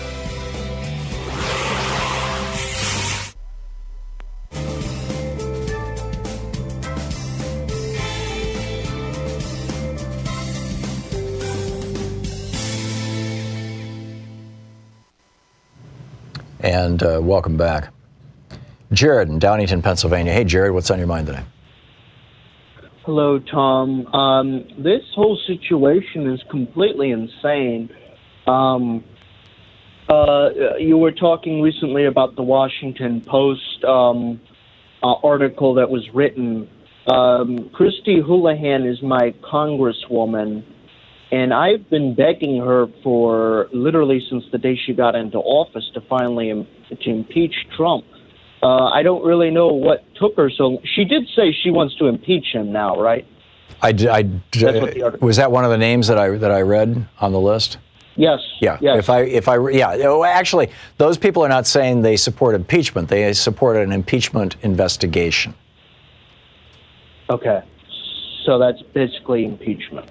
Well, I mean, the bottom line is it doesn't matter who supports the impeachment at the beginning of the investigation. It matters who supports it at the end of the investigation, once the facts are out. Exactly. But right now there's 163 Democrats who support impeachment. I feel like, though, that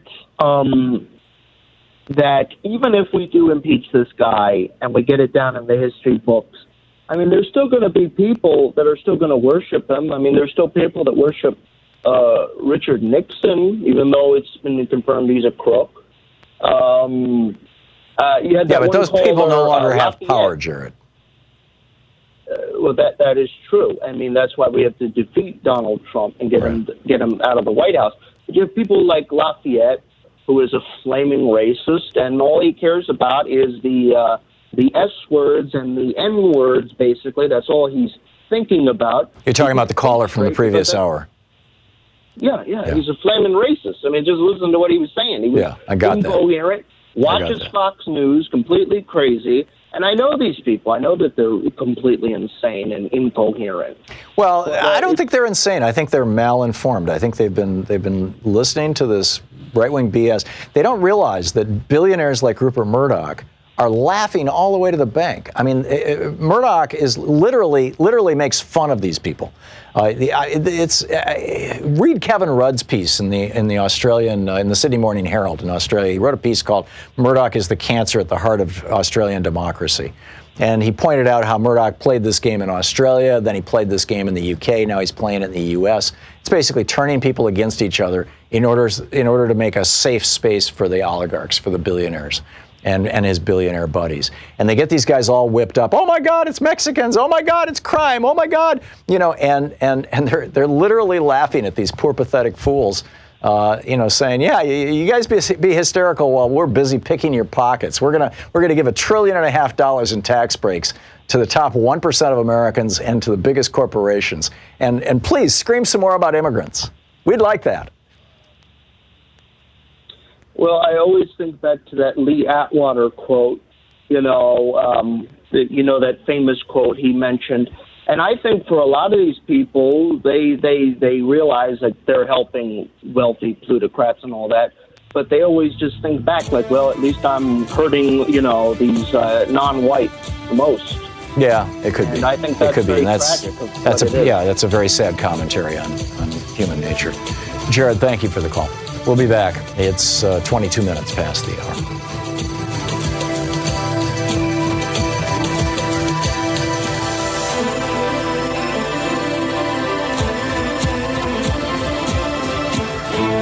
Every day here on the Thom Hartmann Program, Louise and I and our team, Sean, Nate, Shira, Dave, Chase, Sue, Nigel, Ron, we all work to put together the very, very best show we possibly can. And there's an enormous amount of work that goes into the show.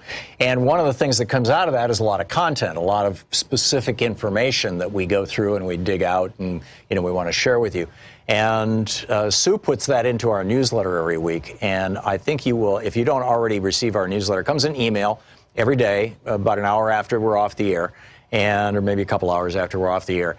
And Sue goes through and pulls literally every link to every story that we talked about and puts it into the newsletter. It's free. We don't sell a list or anything. You complete safety and security. There's no charge. There's no nothing. Just, plug in your email address over at thomhartmann.com and you get signed up for the newsletter. It's all fairly obvious. You'll see it on the website. So check it out, thomhartmann.com. Thank you. Want to connect with the show online? You can find the Thom Hartmann Program on Facebook, Twitter, and Instagram.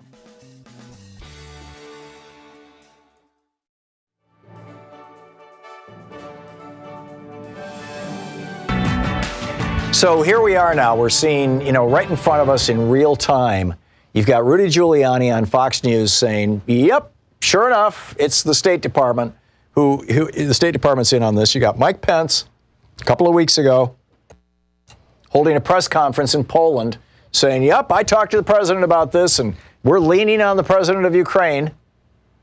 You've got Donald Trump now saying, yeah, no, I didn't do that. Oh, yeah, I did do that. It's no big deal. Well, maybe I didn't do that. Well, I did do that, but no, Joe Biden. Right.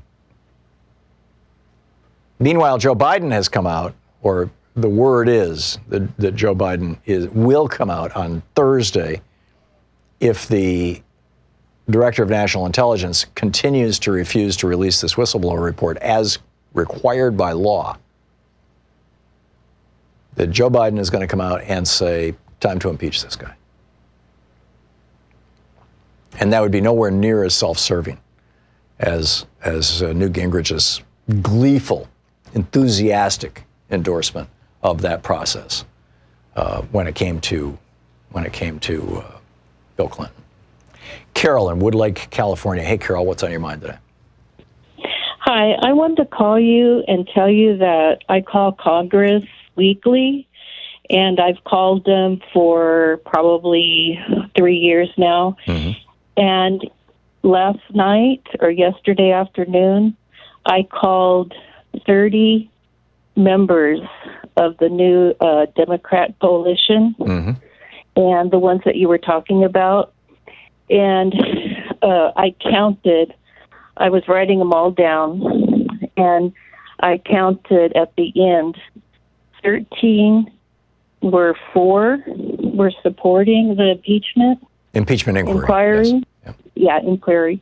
And 17 weren't. Mm-hmm. And at the end of the day, or yesterday evening, I learned that they were in support. So after all this time, that's interesting. I finally felt like my voice was being heard. Yeah. And it was so exciting. Yeah.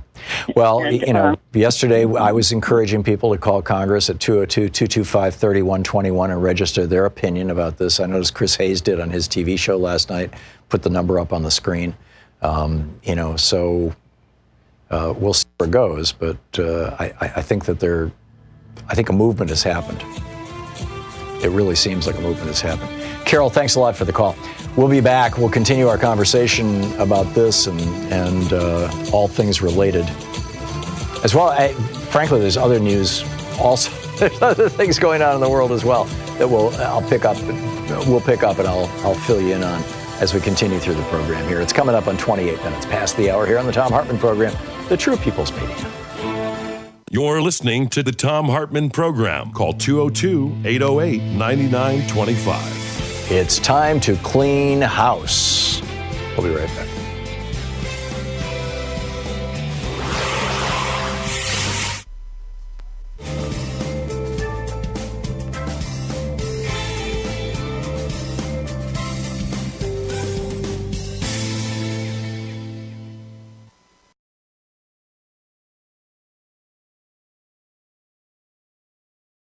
We talk on the air about how much courage people have to run for political office or even to show up at their local Democratic Party and say, yeah, I want to become part of the progressive insurgency that's taking over this thing.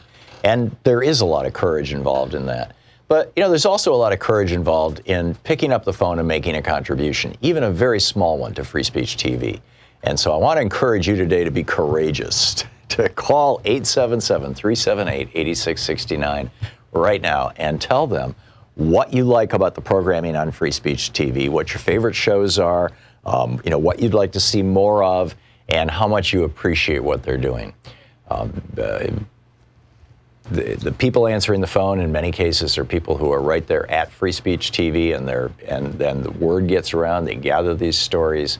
They need to hear from you, and they need to hear also that you support the network. I mean, this is just a pretty important thing in a very vital time. Free Speech TV is I say it every day, and maybe I should just say it once a week or something, but I think it's so true and it's so important, and it doesn't get said enough, that the right has built this huge media infrastructure. You've got a billionaire, Rupert Murdoch, who lost $100 million a year for up to 5 years, according to Bret Hume, to make Fox News work. You've got right-wing radio stations that are owned by right-wing billionaires, literally, without getting into names. I've actually met one of them and said to him, why don't you put some progressive programming on some of the 900-plus stations you have? And he said, because I'll never put anybody on the air who wants to raise my taxes. He just said that to me. The vice president of programming for another network, that was Salem, the other one. This was years ago. I was sitting at lunch with him at a talkers convention, talk radio convention, and I said, why don't you put some progressive programming on? And he's like, we're a Bible publishing company who owns a bunch of radio stations, and we would never put a liberal on the air. And I'm like, I don't get that.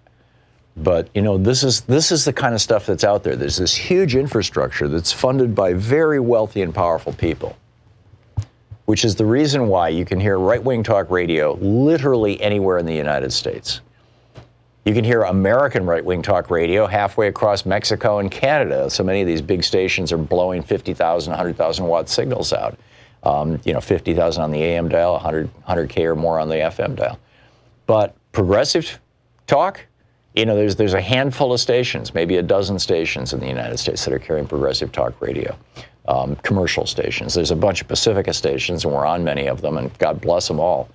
But the bottom line is that the right wing has built out this incredible media infrastructure, and progressives, the Democratic Party has never paid attention to this, tragically. Stephanie Miller and Randy Rhodes and I went to a meeting in Washington, D.C. It seems like it was 10 years ago now, and made this pitch to a bunch of Democratic senators, people whose names you would immediately recognize. And they were like, that's the free market. We don't want to mess in the free market. Well, it's not a free market. It's a market that's owned by a bunch of billionaires. And what's the voice that's pushing back? It's right here on Free Speech TV. And I mean, it's just not anywhere else. People say, well, you got liberals on MSNBC. Well, yeah, Rachel Maddow occasionally, or not occasionally, typically does a pretty good job. But you've got, Joe Scarborough, and it's Republicans half the day. And even when it's progressives, it's Republicans. And CNN, same thing. Oh, let's have balance. Let's ask Rick Santorum what he thinks about that. Here we have a network where we're actually talking about the real issues. And it only exists because people who are watching have called in the past, have called 877-378-8669 and said, I like that show. I like your network. I want to fund it. I want to help. That's the only reason that we're still on the air, literally. And if we're still on the air a year from now, it'll be the only reason why we're still on the air, because you or someone just like you called in right now and made a contribution.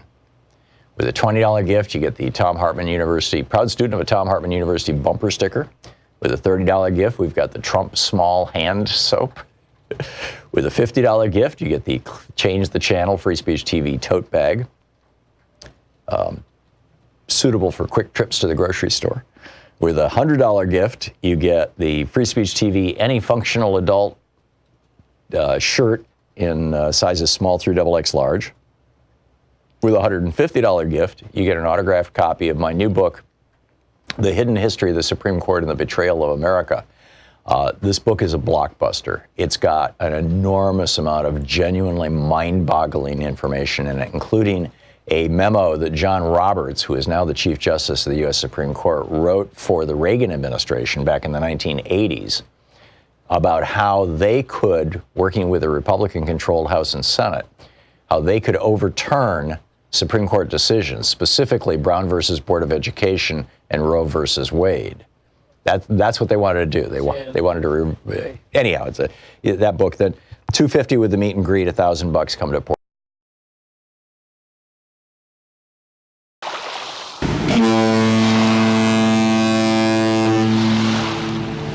Thom Hartmann cruise will be sailing in July of 2020. The 7-day Oceania cruise will be going to Bermuda, and I'll be hosting onboard events about the topics of the day.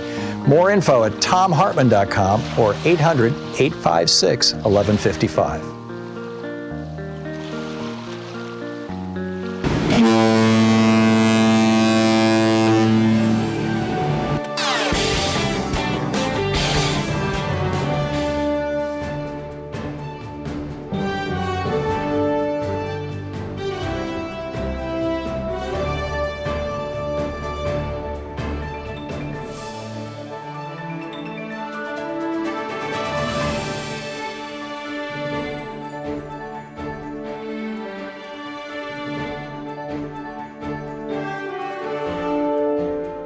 I mentioned as we hit the break at the bottom of the hour that there's other news as well.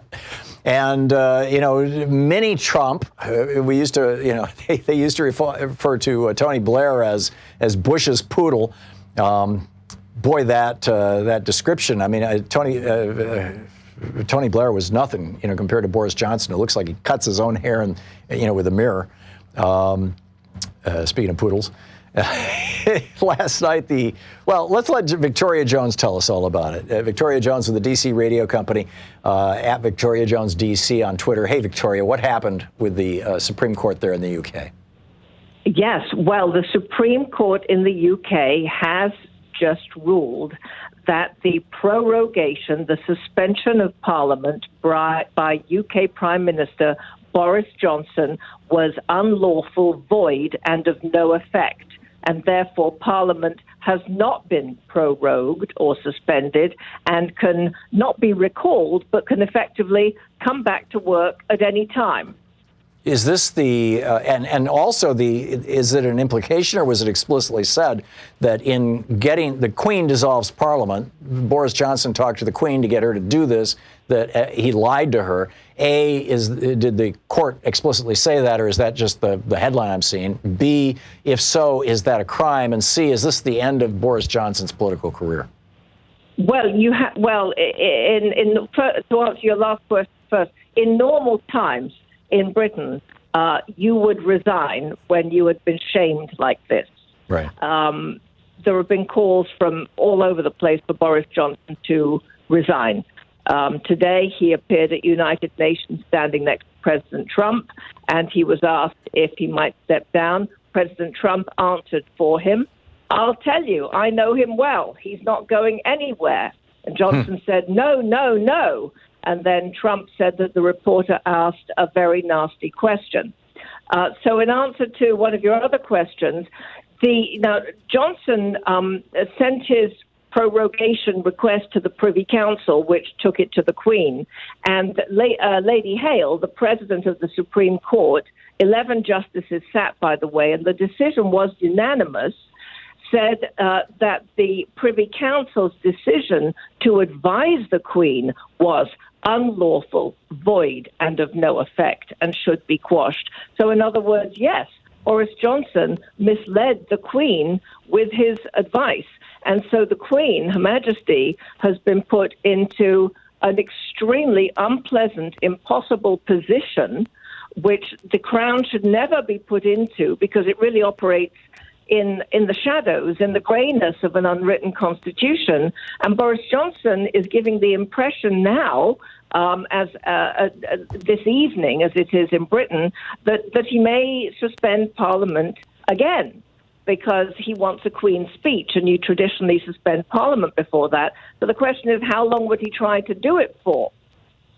He's trying to keep Congress or Parliament from convening, specifically to keep them from voting on or debating or voting on something less than a hard Brexit. Is that correct? That's right. And Lady Hale, who, there are many stories about this, and you can't avoid it if you see the pictures of her, sported an enormous giant diamond spider brooch, which is getting a lot of traction all over social media, wondering what was the message she was sending, said the effect on the fundamentals of democracy was extreme.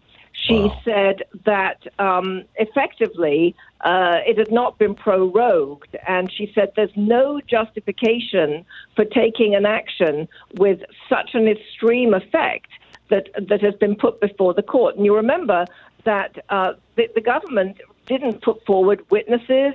They provided basically some scribble. They didn't provide documents. So they provided nothing to justify their actions. Remarkable.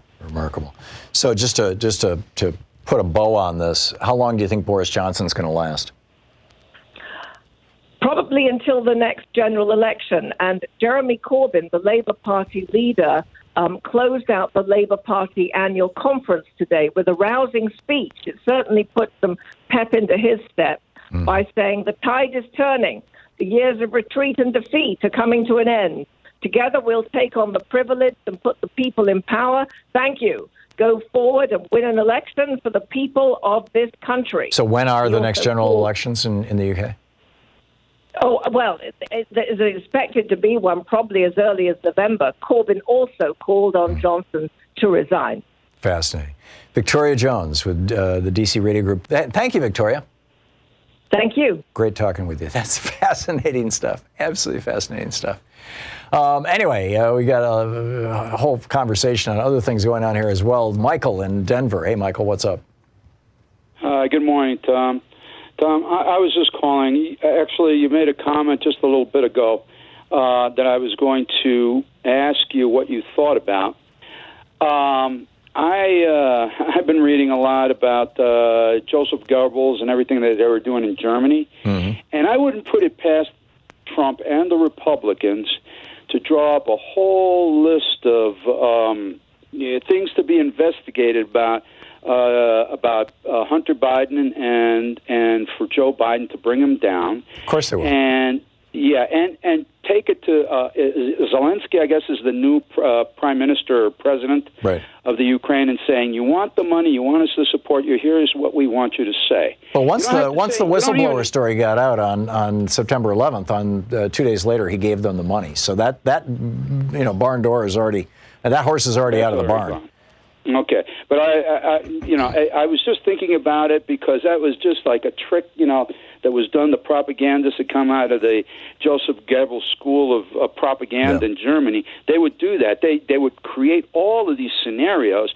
People committed suicide because they were so, freaked that either they were going to be outed. There was a German general that supposedly had some gay inclinations and everything, and later on it was proved that no, he wasn't. He was married and all that, but he committed suicide. Right. And people in the press and all that they just sent out and said, you guys did this, and in those days they didn't take you in.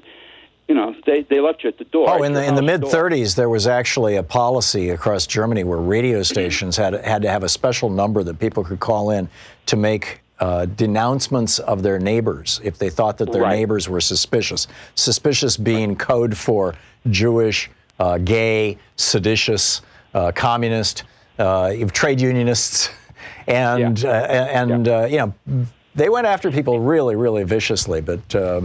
And the big lie thing. I mean, that was Goebbels all the way. Anyhow, Michael, I want to get some other callers in here. Al in Beverly Shores, Indiana. Hey, Al, what's up?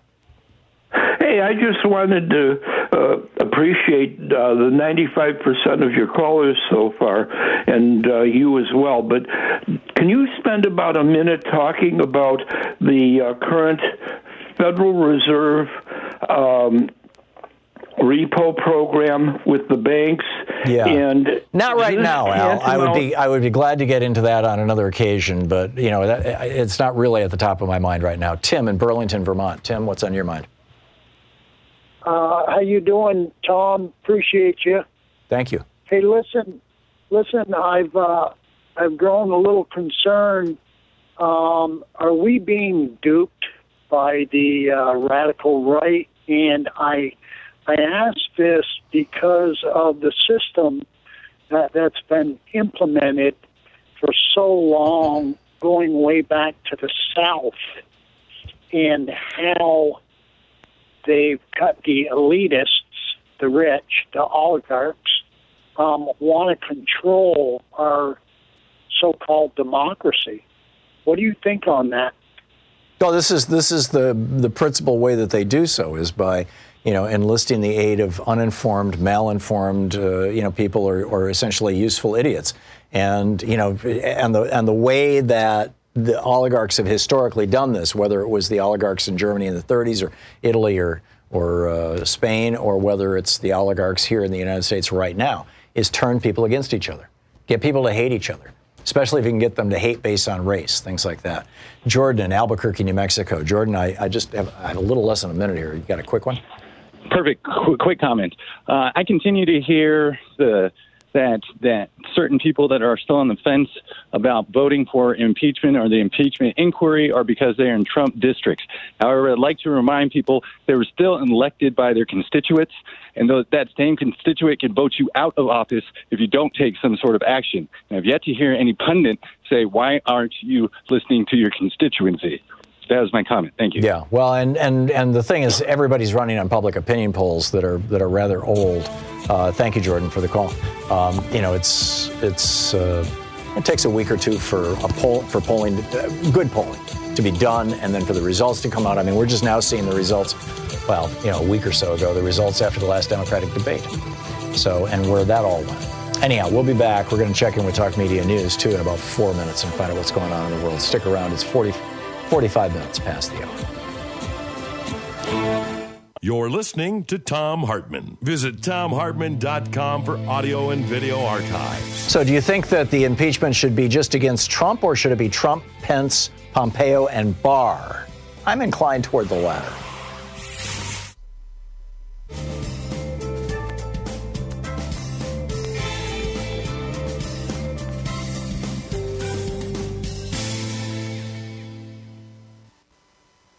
And welcome back. Josh in Mobile, Alabama. Hey, Josh, thanks for watching Free Speech TV. It says here you disagree with me. What's up? Yeah, I disagree with you. You was talking a while ago about the illegal aliens don't cause any crime or anything. That's a crock of bull. No, I didn't say don't cause any, but let me just share something with you. This is... Hey, before you jump up and start talking on top of me like you do all you people, let me finish what I'm saying. All right. If you'll check with the counties all over the United States, the district attorneys, the illegal aliens that drive drunk, fake IDs, fake green cards, fake all kind of stuff, and kill people, you'll find out that it's a big problem. They steal from us. They take our stuff in the middle of the night.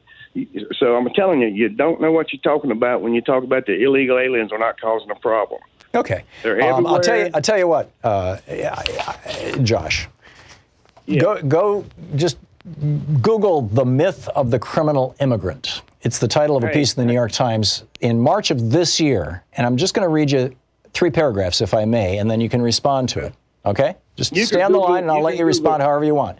In a large-scale collaboration by 4 universities, researchers compared immigration rates with crime rates in 200 metropolitan areas over the last 30 years. The selected areas included huge urban hubs like New York City and smaller manufacturing centers, less than 100th that size like Muncie, Indiana, and were dispersed geographically across the country. According to the data from the study, a large majority of the areas have many more immigrants today than they did in 1980 and have fewer violent crimes. The Marshall Project extended the study's data up to 2016, showing that crime fell more often than it rose, even as immigrant populations grew almost across the board. In 136 metro areas, almost 70% of those studied, the immigrant population increased between 1980 and 2016, while crime fell. The number of areas where crime and immigration both increased was lower, only 54 areas, slightly more than a quarter of the total. The 10 places with the largest increases in immigrants all had lower levels of crime in 2016 than in 1980. Tommy, that's a crock of bullshit. Oh, yeah, right. Josh, I'm going to, what do you call it? Thank you for beeping that. And let's see here, Josh. Whoop, we just lost Josh. Let's see, 98523. We'll track that back. And oh, I'm sorry, no, that's the wrong number. Where did Josh go every time I touch this? Yeah, it's 3728. 3728 is the number. Anyhow, let's see, how much time do I have? 30 seconds. That's not enough time to put somebody on the phone. Rudy Giuliani reveals Ukraine. Okay, I've already talked about this. This is, John Dean. I so agree with this. John Dean has come out and he just tweeted. He said, impeachment must include AG Barr for cover-ups and Secretary of State Pompeo regarding Ukraine, along with President Trump. Others as their involvement becomes apparent. This is beyond a one-man show. Now, keep in mind, this is a guy who was involved in the Nixon cover-up until he pulled the plug on his involvement and revealed it to the United States Senate back in the day. John Dean. Anyhow, we'll be back with, we're going to check in with Talk Media News and continue this conversation that we're having. Stick around. We'll be right back.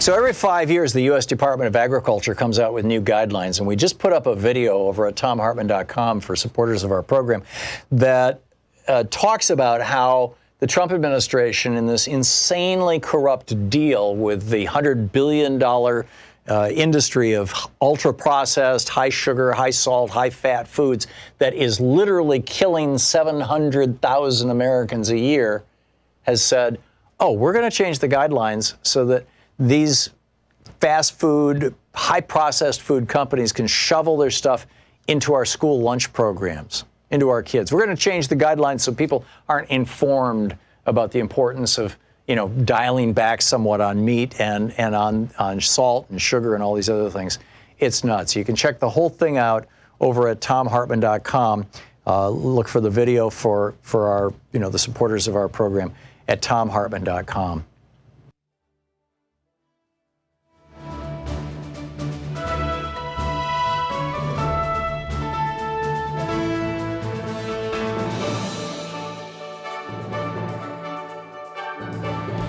And welcome back. We've been talking about impeachment here and where is it going and what's going on and your theories. I've shared mine with you. George in Santee, California. George, what's on your mind today? Good morning, Tom. Could you speak a little bit maybe on the possibility that Zelensky and the Ukrainians could blackmail Donald Trump now? Because depending on how they play this, they could maybe even sink him. They may already be blackmailing him, George. I mean, how did they get an extra $150 million out of him? Yeah, you tell me. Yeah, so I mean, this is the thing. I mean, I think it's entirely possible that he's being blackmailed. I think it's entirely possible that literally throughout his presidency, he's been being blackmailed. And certainly, I mean, this is one of the reasons that you don't do this kind of thing, because it increases the probability or the possibility of something like blackmail, which is definitely not a good thing. Thanks a lot for the call, George. Mark in Portland, Oregon. Hey, Mark, what's up? Hi, Tom. Thank you for the call. Just to that point, could you foresee maybe Adam Schiff taking a trip to Ukraine and doing a personal deposition with the president of Ukraine on the record, or maybe Zelensky makes a trip to the House of Representatives and testifies before Congress? Do you foresee anything like that at all? Or that would make for some very interesting political theater. The question right now, in my mind, I mean, keep in mind how corrupt Ukraine has been basically since this, and most of the former Soviet states, and they were all de-Sovietized using Chicago School Milton Friedman economics, which basically, whenever you do it, whether it's in Chile or Argentina or in Russia or the former Soviet republics, creates oligarchy, right? And so, Ukraine has been insanely corrupt for a long, long time. So Zelensky, he was a comedian, he was an outsider, he came in on an anti-corruption policy, but we really don't know. And some of these oligarchs, I mean, these guys play for keeps. They threaten your family and your kids and everything else. So if you can imagine Zelensky coming to the U.S. and testifying in the House, you'd see Donald Trump giving himself his own golden shower, probably. Yeah, exactly. On the one hand. On the other hand, if he's already been corrupted or if he's terrified of oligarchs, it may actually, work against us. So we'll have to see. But thanks for the thought, Mark. It's an interesting one. Jackie in Grass Valley, California. Hey, Jackie, your thoughts? Hi, Tom. It's so nice to talk to you. I am calling about, I watched Rachel last night, and she had a good article that she was telling us about regarding Manafort being one of the people Trump or one of his goons talked about to Zelensky. Right. And Rachel had the impression that he was trying to find out whether Manafort was as guilty as they said he was over here by Mueller, and that he wanted. I just think he's probably going to pardon Manafort and get back with him, because Manafort was the one. This is another thing Rachel said. Manafort was the one that introduced Trump to all the oligarchs, because Manafort's got. Long ago, back in the day when there. Manafort just owned an apartment in Trump Tower, around the time the Saudis bought the entire 45th floor.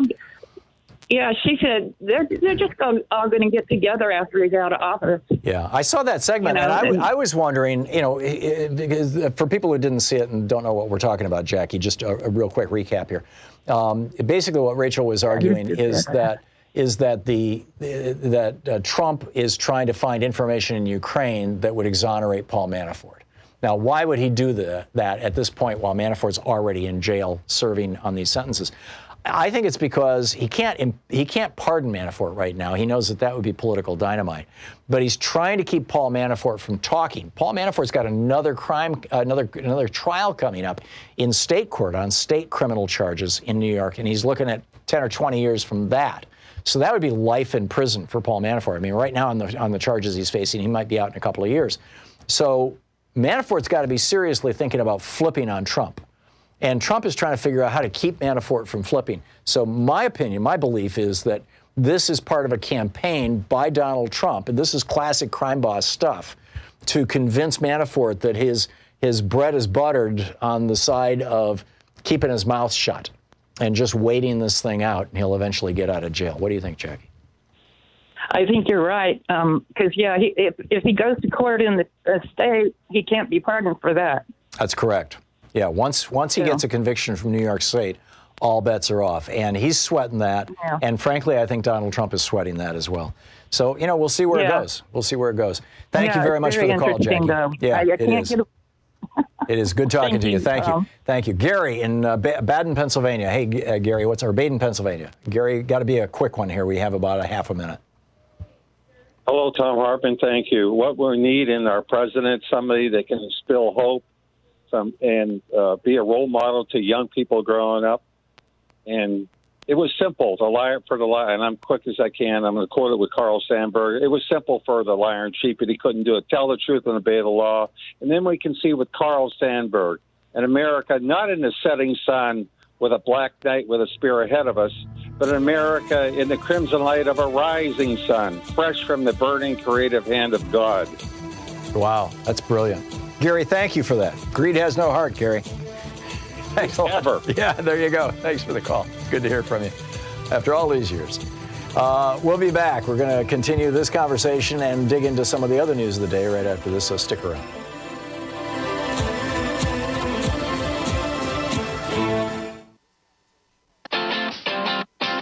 You're listening to Thom Hartmann.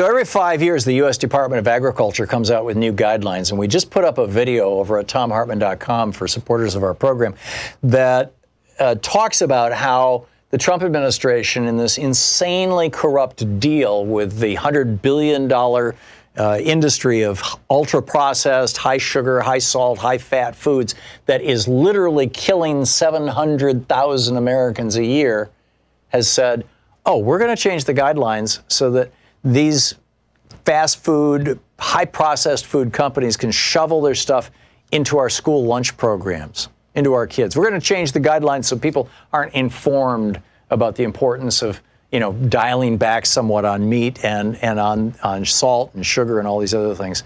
It's nuts. You can check the whole thing out over at thomhartmann.com. Look for the video for our, the supporters of our program at thomhartmann.com. We talk on the air about how much courage people have to run for political office, or even to show up at their local Democratic Party and say, yeah, I want to become part of the progressive insurgency that's taking over this thing. And there is a lot of courage involved in that. But, there's also a lot of courage involved in picking up the phone and making a contribution, even a very small one, to Free Speech TV. And so I want to encourage you today to be courageous, to call 877-378-8669 right now and tell them what you like about the programming on Free Speech TV, what your favorite shows are, what you'd like to see more of, and how much you appreciate what they're doing. The people answering the phone in many cases are people who are right there at Free Speech TV, and then the word gets around. They gather these stories. They need to hear from you, and they need to hear also that you support the network. I mean, this is just a pretty important thing in a very vital time. Free Speech TV is I say it every day, and maybe I should just say it once a week or something, but I think it's so true and it's so important, and it doesn't get said enough, that the right has built this huge media infrastructure. You've got a billionaire, Rupert Murdoch, who lost $100 million a year for up to 5 years, according to Bret Hume, to make Fox News work. You've got right-wing radio stations that are owned by right-wing billionaires, literally, without getting into names. I've actually met one of them and said to him, why don't you put some progressive programming on some of the 900-plus stations you have? And he said, because I'll never put anybody on the air who wants to raise my taxes. He just said that to me. The vice president of programming for another network, that was Salem, the other one. This was years ago. I was sitting at lunch with him at a talkers convention, talk radio convention, and I said, why don't you put some progressive programming on? And he's like, we're a Bible publishing company who owns a bunch of radio stations, and we would never put a liberal on the air. And I'm like, I don't get that. But, this is the kind of stuff that's out there. There's this huge infrastructure that's funded by very wealthy and powerful people, which is the reason why you can hear right-wing talk radio literally anywhere in the United States. You can hear American right-wing talk radio halfway across Mexico and Canada. So many of these big stations are blowing 50,000, 100,000 watt signals out. 50,000 on the AM dial, 100K or more on the FM dial. But progressive talk, there's a handful of stations, maybe a dozen stations in the United States that are carrying progressive talk radio. Commercial stations. There's a bunch of Pacifica stations, and we're on many of them, and God bless them all. But the bottom line is that the right wing has built out this incredible media infrastructure, and progressives, the Democratic Party has never paid attention to this, tragically. Stephanie Miller and Randy Rhodes and I went to a meeting in Washington, D.C. It seems like it was 10 years ago now, and made this pitch to a bunch of Democratic senators, people whose names you would immediately recognize. And they were like, that's the free market. We don't want to mess in the free market. Well, it's not a free market. It's a market that's owned by a bunch of billionaires. And what's the voice that's pushing back? It's right here on Free Speech TV. And I mean, it's just not anywhere else. People say, well, you got liberals on MSNBC. Well, yeah, Rachel Maddow occasionally, or not occasionally, typically does a pretty good job. But you've got, Joe Scarborough, and it's Republicans half the day. And even when it's progressives, it's Republicans. And CNN, same thing. Oh, let's have balance. Let's ask Rick Santorum what he thinks about that. Here we have a network where we're actually talking about the real issues. And it only exists because people who are watching have called in the past, have called 877-378-8669 and said, I like that show. I like your network. I want to fund it. I want to help. That's the only reason that we're still on the air, literally.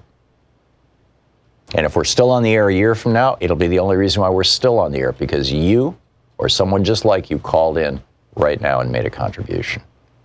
With a $20 gift, you get the Thom Hartmann University, proud student of a Thom Hartmann University bumper sticker. With a $30 gift, we've got the Trump small hand soap. With a $50 gift, you get the Change the Channel Free Speech TV tote bag. Suitable for quick trips to the grocery store. With a $100 gift, you get the Free Speech TV Any Functional Adult shirt in sizes small through XXL large. With a $150 gift, you get an autographed copy of my new book, The Hidden History of the Supreme Court and the Betrayal of America. This book is a blockbuster. It's got an enormous amount of genuinely mind-boggling information in it, including a memo that John Roberts, who is now the Chief Justice of the U.S. Supreme Court, wrote for the Reagan administration back in the 1980s about how they could, working with a Republican-controlled House and Senate, how they could overturn Supreme Court decisions, specifically Brown versus Board of Education and Roe versus Wade.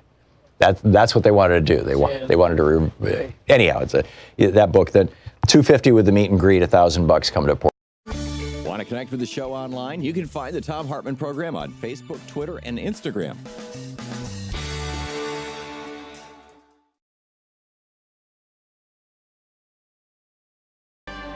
The book is Fantasy Island by Ed Morales.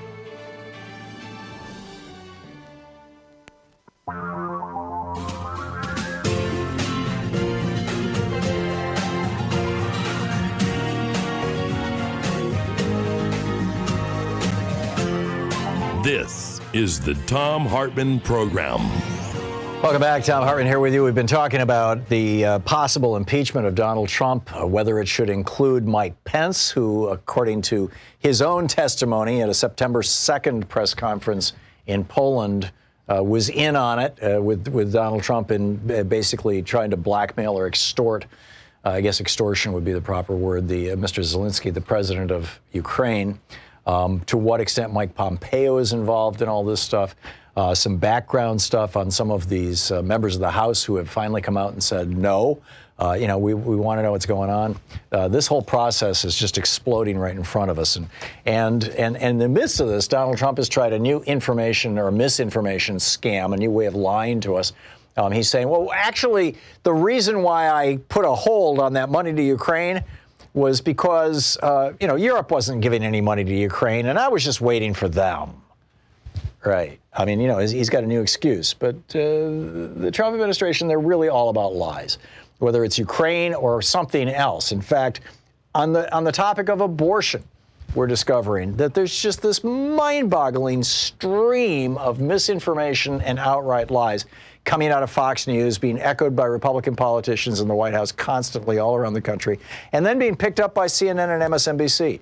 Let's get a handle on the dimensions of this piece of this giant misinformation campaign. On the line with us is Sharon Kahn. She is the director of the Abortion Rights and Reproductive Health Program over at MediaMatters.org. And Media Matters, as you know, if you listen to this program regularly, I'm frequently suggesting that you read MediaMatters.org. And when anybody ever calls me with Fox News talking points, I always tell them, get over to MediaMatters.org, check this out. Sharon, welcome to the program. Thanks so much for having me. So tell us about what are the lies or misinformation or phrases that tend to mislead, or however you would characterize them, that Fox News is dropping into our media pond, and which of them are being picked up by CNN, MSNBC, and other outlets and recycled in ways that are ultimately destructive to women's reproductive rights? Yeah, I mean, I think that you sort of pointed out the overall top line of the study we just released, which is that, Fox News is dominating the conversation about abortion, and unfortunately, the talking points are making their way to lots of different places, including CNN and MSNBC at times. Our study looked at a couple of different types of misinformation, but I think the most significant one that we saw this year was misinformation about different types of abortion procedures or access to abortion. This spiked especially around the beginning of this year, 2019, around state measures to protect or to codify abortion access in New York and Virginia, where we saw, lots of sensationalized talking points about infanticide or about abortion later in pregnancy that then got taken up not just in the State of the Union by Donald Trump, but also when they were talked about on networks like CNN and MSNBC. People didn't hear the other side as much as I think they needed to debunk that harmful, stigmatizing misinformation. So the Republican, Donald Trump did this at one of his rallies. He was talking about how the Democrats, the baby is born and he's sitting there on the table and the parents are having a conversation with the doctor about whether we should kill this baby, and they decide to kill the baby. It was right out there in front of the whole world. Where did that story come from? How did that become lore? And to what extent is that actually believed by Republicans that their fellow human beings could behave that way? Yeah, I don't know that I can speak to the extent that it's believed. I think that what our data has showed us is that the talking point has been incredibly dominant on Fox News. And I think if we look at sort of the granular level of the data, we can see that conversations about abortion in January, in particular about these laws in New York and Virginia, spiked on Fox before the State of the Union. In fact, there was almost 6.5 hours of coverage about the exact types of misinformation you were just describing, which we know are sensationalized and inaccurate. Right. And then those talking points showed up in the State of the Union themselves. Oh, sorry, go ahead. Didn't what started this, or at least this is when I first became aware of it, was Ralph Northam, who is the governor of Virginia, who was a physician. In fact, I think he was an obstetrician. And he was talking about what happens when a woman gives birth to a child who is literally dying. The child has such severe birth defects that there's no way to save its life. It's going to be dead within a matter of hours. And he said basically what we try to do is make the child as comfortable as possible. And that got twisted into we sit around and decide whether we're going to kill this kid or how quickly. And then that got twisted into this is a common conversation that doctors have with women who are pregnant. Am I remembering that right? So it's interesting. It actually goes a little bit before that. I think, so this is actually something that we noticed when we pulled all the data for this study, which is that the conversations about later abortion, especially the sort of sensationalized and inaccurate types of conversations about it, actually began on Fox News at the end of January before Virginia's bill and Northam's subsequent comments ever happened. Fox News was talking about abortion and later abortions for almost a week before any of that happened. And I think when the Virginia bill was proposed is when we really saw that take off. And ultimately, that's when we saw talking points show up from Fox News, not just in political conversations, but also in CNN and MSNBC's coverage as well. For example? An example of the statement? Yeah. I think a good example would be... How do MSNBC and CNN, serve as an echo chamber when they I'm guessing they don't intend to? Right. I think a really good example of that would be once the conversation shifted to a political one about later abortion, there would be examples of segments on CNN and MSNBC where they would say, conservatives are very angry about allegations of infanticide, period. There would never be an additional statement saying, and that's an inaccurate representation of later abortion, or here are the statistics about how later abortion is, or the context on those comments. It was always that's a lie? It's against the law to kill children. Infanticide is killing babies. It's literally against the law. It doesn't happen. Right. I think that's another good example of what happens when abortion is only discussed as a question of politics or optics and not as a question of health care. All right. It's truly remarkable. So I'm assuming that what you're trying to do, we're talking with Sharon Kahn with MediaMatters.org. I'm assuming that what you're trying to do is not just push back on the lies that regularly come out of Fox News. We kind of expect that, but also to sensitize CNN and MSNBC to the way that they're being exploited by Fox News. Any indication, A, is that one of your goals, and B, whether it is or isn't, any indication that might be succeeding, that you might be having, some impact in that regard? Yeah, I think that it is important for networks that, I mean, part of the problem is that Fox is so loud in this conversation. And so when CNN and MSNBC are having conversations about abortion, oftentimes the terms have already been set before the stories even get to those networks. So I think that is sort of a framework, is something that's important to us to make sure that reporters, viewers, everyone understands.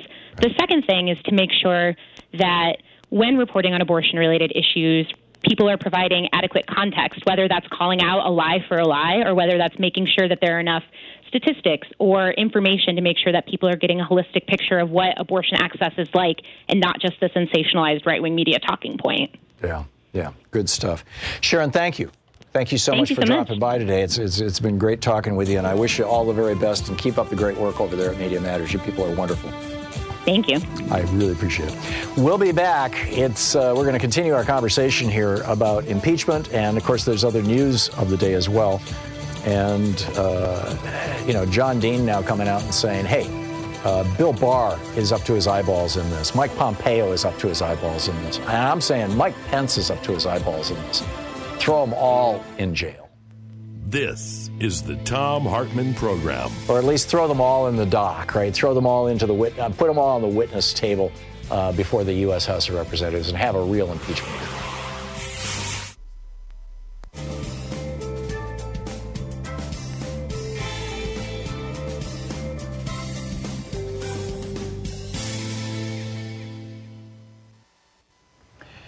And welcome back. Let's see here. Richard in Ypsilanti, Michigan, or in Ann Arbor. Is it Ypsilanti or Ann Arbor? It's Ypsilanti. Oh, cool. What's up, Richard? Yeah. Well, I was just wondering what you think if Trump loses his bid for re-election in 2020. Do you think there might be a chance that he might try to flee the country to avoid prosecution? I think it's remotely possible. I think what's more possible or more likely is that he will start his own television network, or he will get a gig with Fox, and he'll become just a perennial pain in the butt. But I don't know. I mean, it's entirely possible. He is looking at going to prison, and that would not be a good thing from his point of view.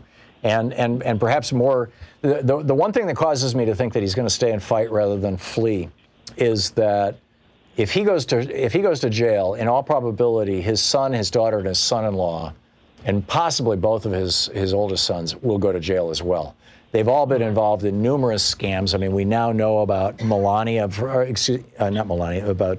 Ivanka, doing sales pitches to people for condos that were filled, the sales pitches were filled with lies, basically committing fraud and selling real estate. We now have a pretty good indication that Jared Kushner was trying to get $1 billion out of Qatar and had Saudi Arabia enforce a blockade against Qatar in order to get that $1 billion, which he ultimately got from them. I mean, we're talking about a level of corruption that has, to the best of my knowledge, never before been seen in the United States, in the history of our country. I'm not sure that we've seen this level of corruption in any country that hasn't become a full-blown oligarchy in the past. I mean, every other country where you'd see this kind of corruption was basically a tin pot dictatorship. So I think it's all possible, Richard. Richard, thanks a lot for the call. Trudy in Bakersfield, California. Hey, Trudy, what's up? I just wanted to talk about this Ukraine thing. There's 4 really in-depth articles about it on BuzzFeed.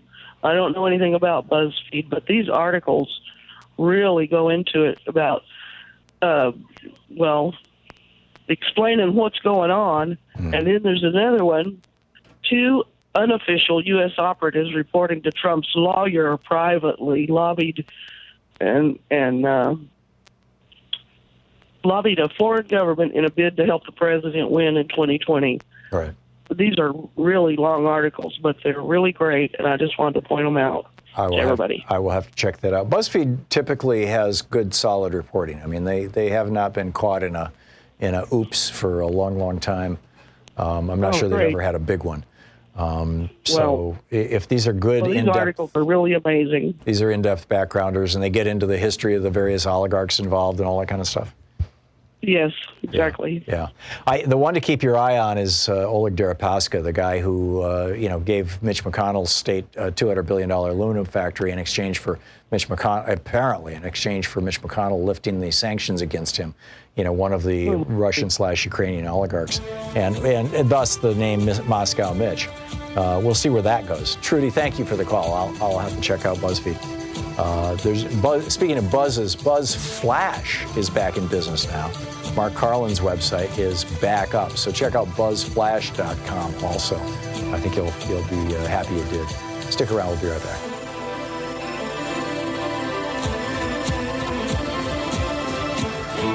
So every 5 years, the U.S. Department of Agriculture comes out with new guidelines, and we just put up a video over at thomhartmann.com for supporters of our program that talks about how the Trump administration, in this insanely corrupt deal with the $100 billion industry of ultra-processed, high-sugar, high-salt, high-fat foods that is literally killing 700,000 Americans a year, has said, we're going to change the guidelines so that these fast food, high-processed food companies can shovel their stuff into our school lunch programs, into our kids. We're going to change the guidelines so people aren't informed about the importance of, dialing back somewhat on meat and on salt and sugar and all these other things. It's nuts. You can check the whole thing out over at thomhartmann.com. Look for the video for our, the supporters of our program at thomhartmann.com. Want to connect with the show online? You can find the Thom Hartmann Program on Facebook, Twitter, and Instagram.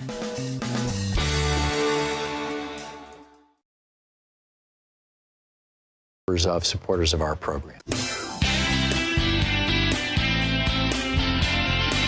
Welcome back. Thom Hartmann here with you. And let's see here. Matt in Vancouver, Washington. Hey, Matt, what's up? Good morning, Tom. Hey, Matt. I just wanted to let some of your listeners know that Jamie Herrera Butler, who you're well aware of, is Southwest Washington's congressional member of Congress who happens to be a Republican. And I just got off the phone with her office this morning, and I urged her and her staff to please come out with a public statement encouraging the Director of National Intelligence to please produce the whistleblower complaint. On Thursday, yeah. And they seemed receptive to that. So that's interesting. I was interested to that too. They're like, yes, we're talking about it. So maybe she'll put a statement out. Maybe a Republican will come out and say that they would like to see the evidence as well. Yeah. Well, the news is reporting right now, as we speak, the Chiron and MSNBC, that Donald Trump is going to release a transcript of his conversation with Zelensky tomorrow. That transcript, of course, probably isn't the entire story. And I think he's doing this to try to prevent the whistleblower complaint from going forward. The whistleblower may not even be talking about this particular, I think it was July 25th phone call. He might be talking about a different telephone call altogether. According to some reports, there are 8 different times that Donald Trump has done this that the whistleblower is concerned about. So I think he's trying to short circuit the investigation. But, we'll see how it shakes out. But I'd like to hear Joe Biden's response to this. And I would really like to hear Joe Biden say that this is a witch hunt and it's fake news. Yeah. I don't think that's going to happen. But in fact, Joe Biden, people on his campaign have come out and said that if these documents are not produced by Thursday, the whistleblower complaint specifically, that Biden's going to get on the impeachment train too. So it's getting interesting, Matt. Thanks a lot for the call. Edwin in Kabul, Missouri. It says here you disagree with me about what, Edwin? Yes, sir. I do disagree with you most heartily. About? Well, about everything that you've said so far. I've been watching guys like you for 62 years, and you've kind of matriculated to a certain point now. But okay, you young whippersnapper. Let's set aside the ad hominems and personal attacks and just try to understand what you're talking about. Specifically, okay, what is it? Right down to the point. Now, you talk about you're going to impeach the president. No, I'm talking about having an investigation into whether. You know that's a lot of guerrilla dust. That's guerrilla dust before the election. You're not going to impeach anybody. Come on. What you guys is ain't tough enough. Edwin? What is strong gorilla enough. dust? Is this Gorilla dust? Now you know damn well what I'm talking about. Don't get you with me. You don't tell them. I've actually never heard that phrase before, but I'm. Oh, you haven't? Yeah. Okay. So Well, Edwin, again, we're talking in generalities. What specifically? Why do you not want Congress to find out if the President of the United States, whether it was Barack Obama or Donald Trump, if the President of the United States committed extortion in order to advance his own political interests? Why do you not want to know that? Have you ever been in a war?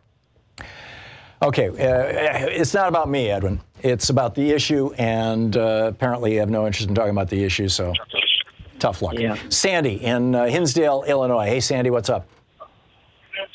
Yeah, Tom, I had two questions. One of them, could the transcript be falsified? And also the second one. Yes, of course. Will he now go to war? Oh, they can be. Ooh. Well, I mean, if Donald Trump is passing the transcript out and saying, here's the transcript, I mean, who's going to contradict him? People who work for him? Well, I'm guessing it's not. I don't know. Whether the transcript comes out or not, I want to see the whistleblower complaint, because that's one transcript of one phone conversation. And I guarantee you, if he had 5 or 6 conversations with the president of Ukraine, and one was particularly bad and one was particularly innocent, he's going to trot out the particularly innocent one. And I would like to see all of them. I would just like to see all of them. I think that we have to do that. Will he go to war to escape all of this? Well, he thought in 2012 he was tweeting that Barack Obama would go to war in order to get himself reelected. So clearly that's something that he believes is a viable political strategy. Whether he will do it and whether he'll get the cooperation of his Secretary of State and his Secretary of Defense, acting Secretary of State, acting Secretary of Defense, is a whole other question. Sandy, thank you for the call. Jane in Chicago. Hey, Jane, what's on your mind? Hi, Tom. Thank you for your radio show and all your brilliant books that educate all of us. I believe we need a sweeping mobocracy impeachment, Trump, Barr, Pompeo, Pence, but even more importantly, a full throttle GOP corruption probe, particularly into Mitch McConnell. And 3, skilled lawyers and prosecutors that can interview publicly people with teeth to interview sociopaths in court publicly, like is it Burke, who just interviewed, and then or freshman Katie Porter, people who are skilled at interviewing people like this in front of all of us, so we can watch. Yeah, they need to front load the lawyers. I'm absolutely with you on that, Jane. And Attorney Burke was absolutely brilliant. It's a shame there wasn't a single live camera on him at the time. We saw that all after the fact, because C-SPAN had even cut away. Or actually, I think they'd moved it to C-SPAN 3, which is like the outer reaches of obscurity. But I would like to know what's going on. And it certainly seems that we have an Attorney General. Keep in mind, John Mitchell, Richard Nixon's Attorney General, went to prison. I mean, there were 13 people in the Nixon administration. There were 53 who were indicted. 13 of them went to jail. And if that doesn't happen here, I'll be surprised, frankly. Very surprised. Jane, thank you very much for the call. It's great to hear from you. And thanks for listening to us on WCPT, Chicago's Progressive Talk. We'll be back with more of your calls and the news of the day right after this. It's coming up on 28 minutes past the hour here on the Thom Hartmann Program. The place where we ask, is Walmart a person? And we say, no, not a chance. You're listening to the Thom Hartmann Program. Call 202-808-9925. We'll be right back. Stick around.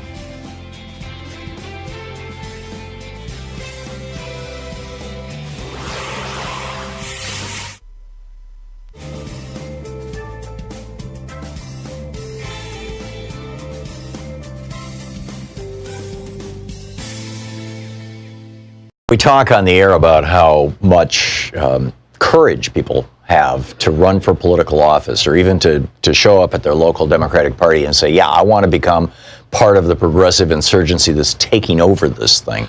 And there is a lot of courage involved in that. But, there's also a lot of courage involved in picking up the phone and making a contribution, even a very small one, to Free Speech TV. And so I want to encourage you today to be courageous, to call 877-378-8669 right now and tell them what you like about the programming on Free Speech TV, what your favorite shows are, what you'd like to see more of, and how much you appreciate what they're doing. The people answering the phone in many cases are people who are right there at Free Speech TV, and then the word gets around. They gather these stories.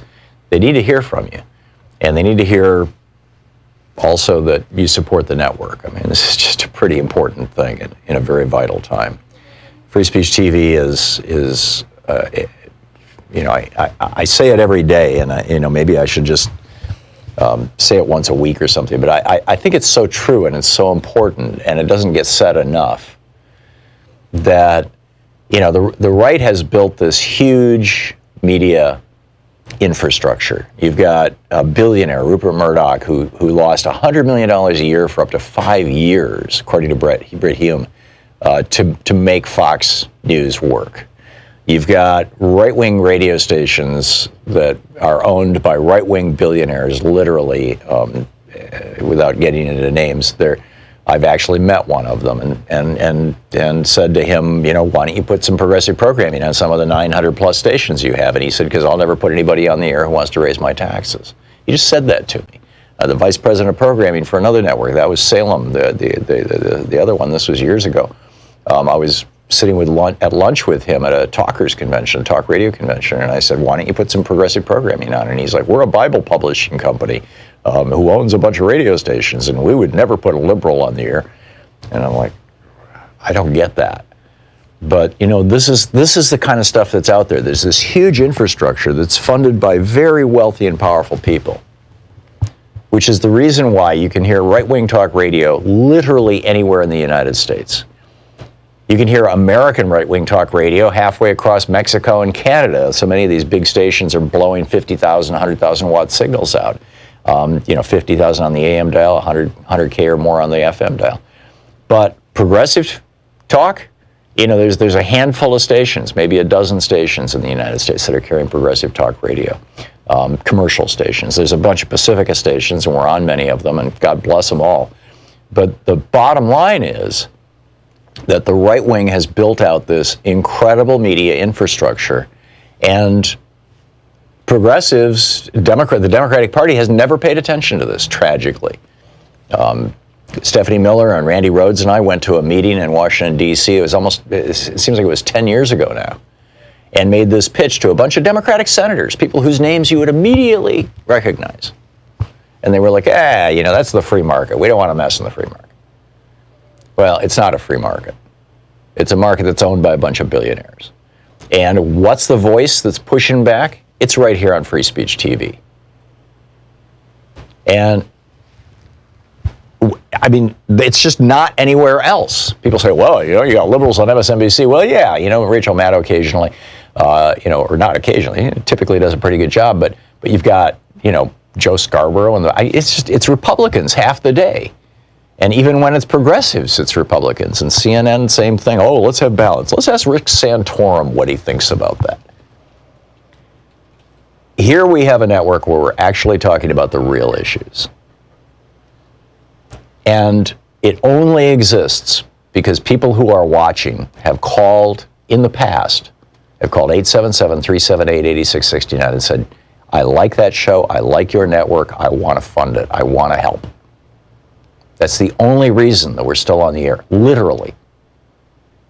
And if we're still on the air a year from now, it'll be the only reason why we're still on the air, because you or someone just like you called in right now and made a contribution. With a $20 gift, you get the Thom Hartmann University, proud student of a Thom Hartmann University bumper sticker. With a $30 gift, we've got the Trump small hand soap. With a $50 gift, you get the Change the Channel Free Speech TV tote bag. Suitable for quick trips to the grocery store.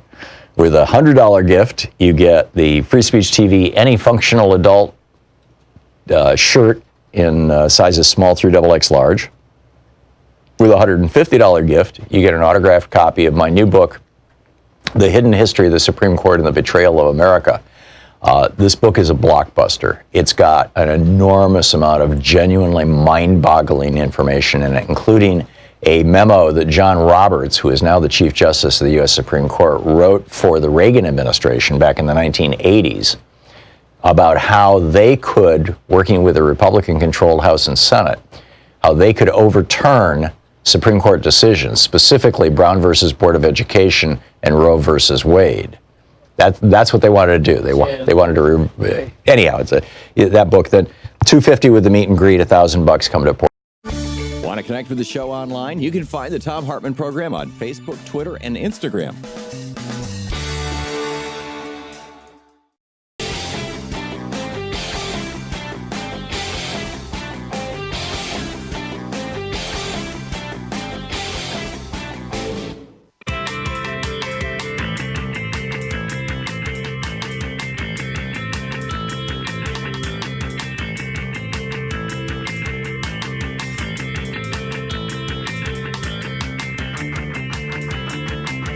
Welcome back.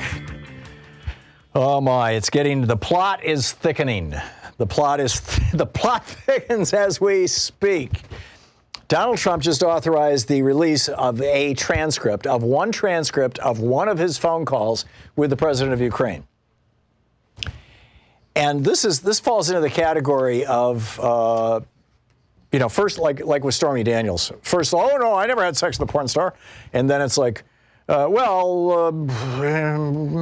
but, so what? It's not against the law. And then it's like, well, I never paid her off to be quiet. Oh, well, maybe, but, you can't prosecute me because I'm in the White House. And it's like this constant reinvention of reality. So first it's like, no, I never even mentioned Joe Biden to the president of Ukraine. And I didn't withhold any money. And then, oh, well, yeah, we did withhold that money. And now it's, oh, yeah, we withheld that money because Europe is withholding money. Well, the European Union just issued a statement saying we have given Ukraine over $15 billion. We're talking about $400 million in U.S. aid. We have given Ukraine over $15 billion recently. This is not an issue of Europe not paying up. Trump is spinning. This is the sign that this man is in a panic. He is freaked out. And he's going to release this transcript in order to try to avoid the whistleblower complaint from going public. That's what he's trying to avoid. He's trying to give cover to his director of national security for his testimony day after tomorrow, where the Democrats are saying, the law says, just like the law, black letter law, the actual written law of the United States says that the chairman of the House Ways and Means Committee can get the president's taxes anytime he wants. He asks for them, and Steve Mnuchin says, no, I'm not gonna help you. Now, they should be impeaching Mnuchin over that. And the law also says that if there's a whistleblower in the intelligence community, that requires within 7 days that the appropriate oversight committee in Congress, that would be the House and Senate Intelligence Committees, the chairs of those committees, be notified. And the Director of National Intelligence, the acting Director of National Intelligence, is deep sixing this stuff. But wait, there's more. He goes on to say, this is from the Washington Post just posted. After they point out that $16.5 billion, 15 billion euros have been given in grants and loans to Ukraine, comes this amazing sentence. The president later told reporters that in addition to Mulvaney, he'd also told Vice President Pence and Secretary of State Mike Pompeo to hold up the funds. Now, why? Now, his spin on this is, well, I just told him not to give that money to Ukraine to try to force Europe to do so, right? He says, there was no quid pro quo, there was no pressure applied, nothing. Right. If ever there was something that calls for a serious and legitimate investigation, this is it. Monica in Sisters, Oregon. Hey, Monica, what's on your mind? Hello, thank you. Thanks for. I agree with the need for calling for. A comprehensive investigation. Monica, I'm sorry, your phone is fading in and out really, really badly. We'll try one more time, but if we can't hold the call, I'm going to have to move on. Okay, I'm on the road. Can you hear me now? Yes, go for it. Okay, all right. So, but I think the main obstacle to succeeding here is Mitch McConnell, not Trump, because Mitch McConnell is in the pocket of Putin as well.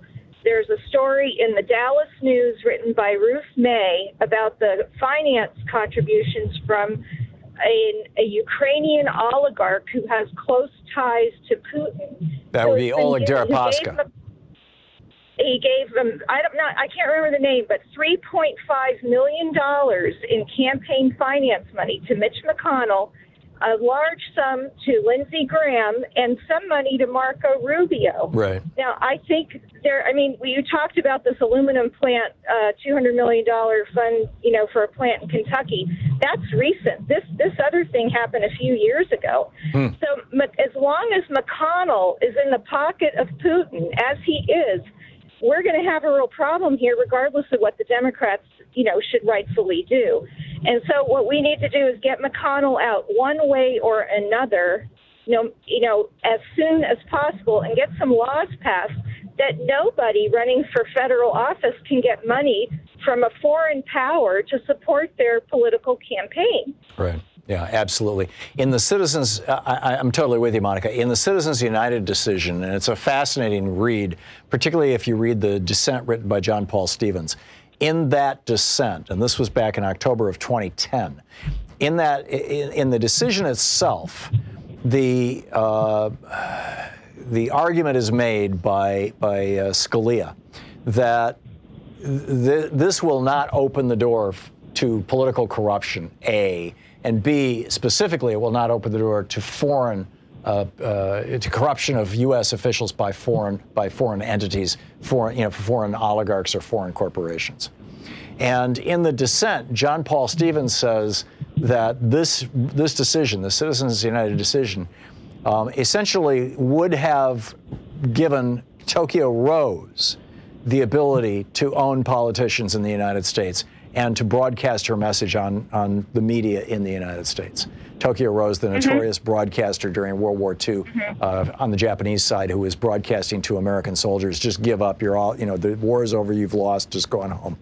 And it turns out that he was right, that John Paul Stevens was right. And the right-wing media was ridiculing this.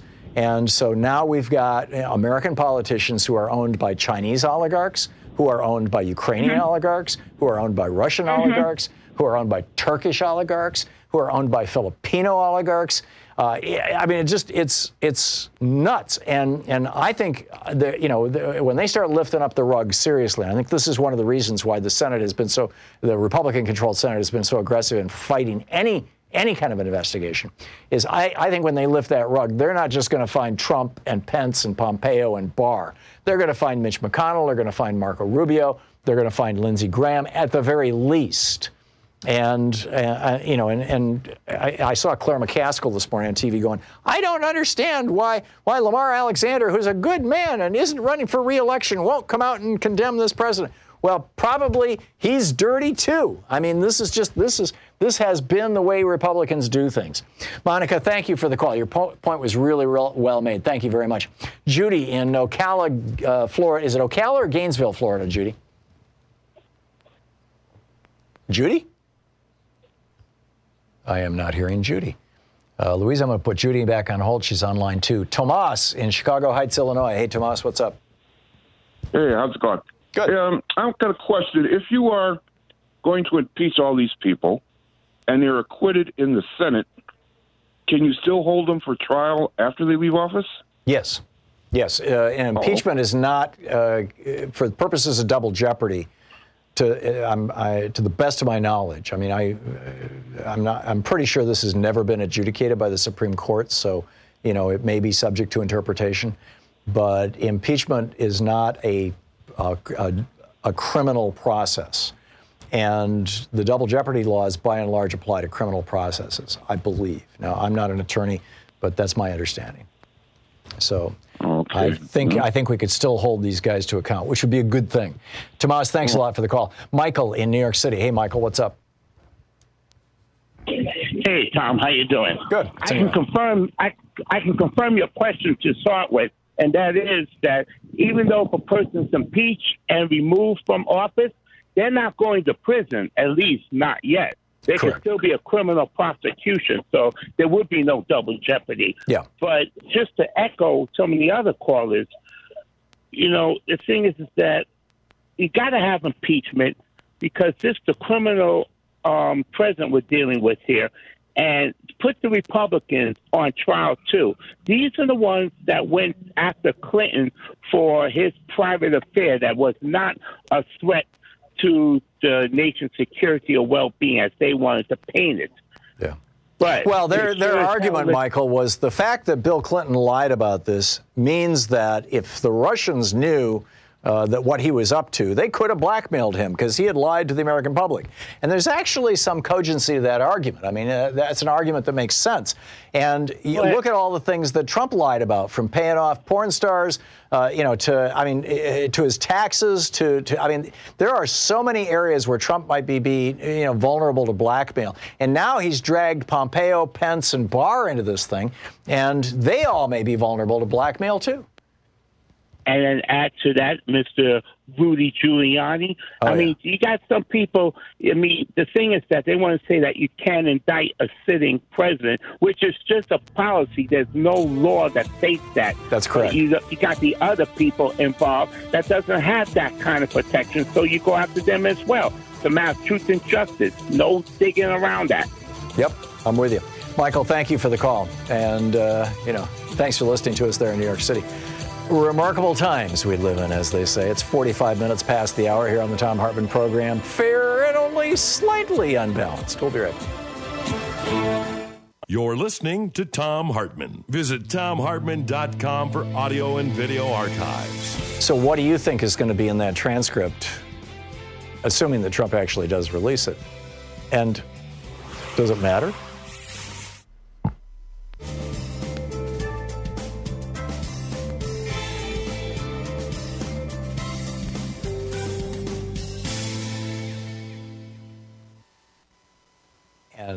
And welcome back. Marty in Maryville, Washington. Hey, Marty, what's on your mind today? Hi, Tom. Thank you for taking my call. Sure. What's up? Long-time listener, first-time caller. Thank you. Can Giuliani claim executive privilege if he's now working for the State Department? Right. You're going where I was going to answer. I think that once he claims, which he did last night on Sean Hannity's show, that he was not acting as Trump's lawyer, but rather, and there you'd have attorney-client privilege, but instead was acting as a representative of the State Department. I think that might have been an attempt to be able to claim executive privilege. That makes sense, unless it's just the truth, which is kind of mind-boggling if that's the case. It is. Thank you. Okay. Thanks a lot, Marty. Good to hear from you. Carol in Eagan, Minnesota. Hey, Carol, what's on your mind today? Oh, hey, Tom. I'm curious. He just threw three of his top guys under the bus. Did you think he had permission to do that from them? I think these are the things that tell me that Donald Trump is actually on the run. I realize that there's an op-ed in the Washington Post today suggesting that impeachment is exactly what Donald Trump wants. I think that is Republicans whistling past the briar patch, as it were. Please don't throw me in that briar patch. I don't think Donald Trump wants to be impeached. I don't think he wants to be investigated. I think every time he has been investigated in his life, where lawsuits have actually ended up with depositions, it has worked against him. He's lost a number of lawsuits, including against a couple of journalists. Including one where he claimed that he was actually a billionaire, and the journalist said no, he wasn't, and he sued. And I think that was David K. Johnston. I might be wrong, but I do know that there was a journalist who said no, he's not a billionaire. Trump sued and lost. Go ahead. One of the things is, if I was one of those guys, I would be hard pressed to confirm what he was saying because he just threw me under the bus. Yeah. Unless they are so dirty that this is nothing compared to what is really there. I think that that's probably the case. Donald Trump has been running basically an organized crime operation out of New York probably most of his life. As far as, at least that's how it looks to me. Refusing to pay people, not honoring contracts, dealing with mobsters, taking money from former Soviet state oligarchs and oligarchs from other countries as well. All of these things tell me that Donald Trump is a very, very, very dirty businessman. And so you get a professional criminal in the White House. And I mean, Nixon was the same way. Nixon was taking bribes when he was a member of the House of Representatives. He took a $500,000 bribe from the milk lobby when he was vice president. They literally walked into his office and gave him $500,000 in a briefcase. Among the things that came out in the Nixon impeachment hearings. And so it wouldn't surprise me at all if Trump has a long list of crimes that he's committed. That was not the only time that Richard Nixon was bribed either. That's on the record, by the way. So yeah, Carol, I think you nailed it. Thanks a lot for the call. We'll be back right after this. It's 49:40, almost 10 minutes before the hour. Stick around.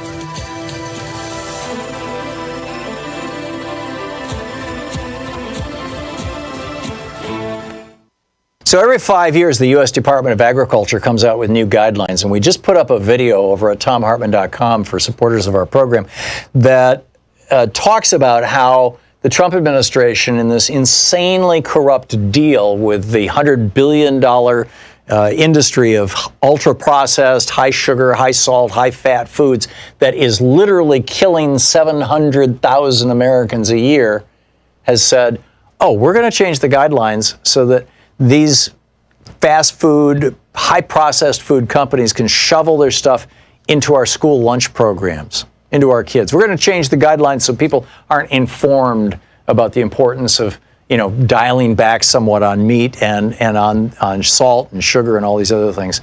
It's nuts. You can check the whole thing out over at thomhartmann.com. Look for the video for our, the supporters of our program at thomhartmann.com. Want to connect with the show online? You can find the Thom Hartmann Program on Facebook, Twitter, and Instagram.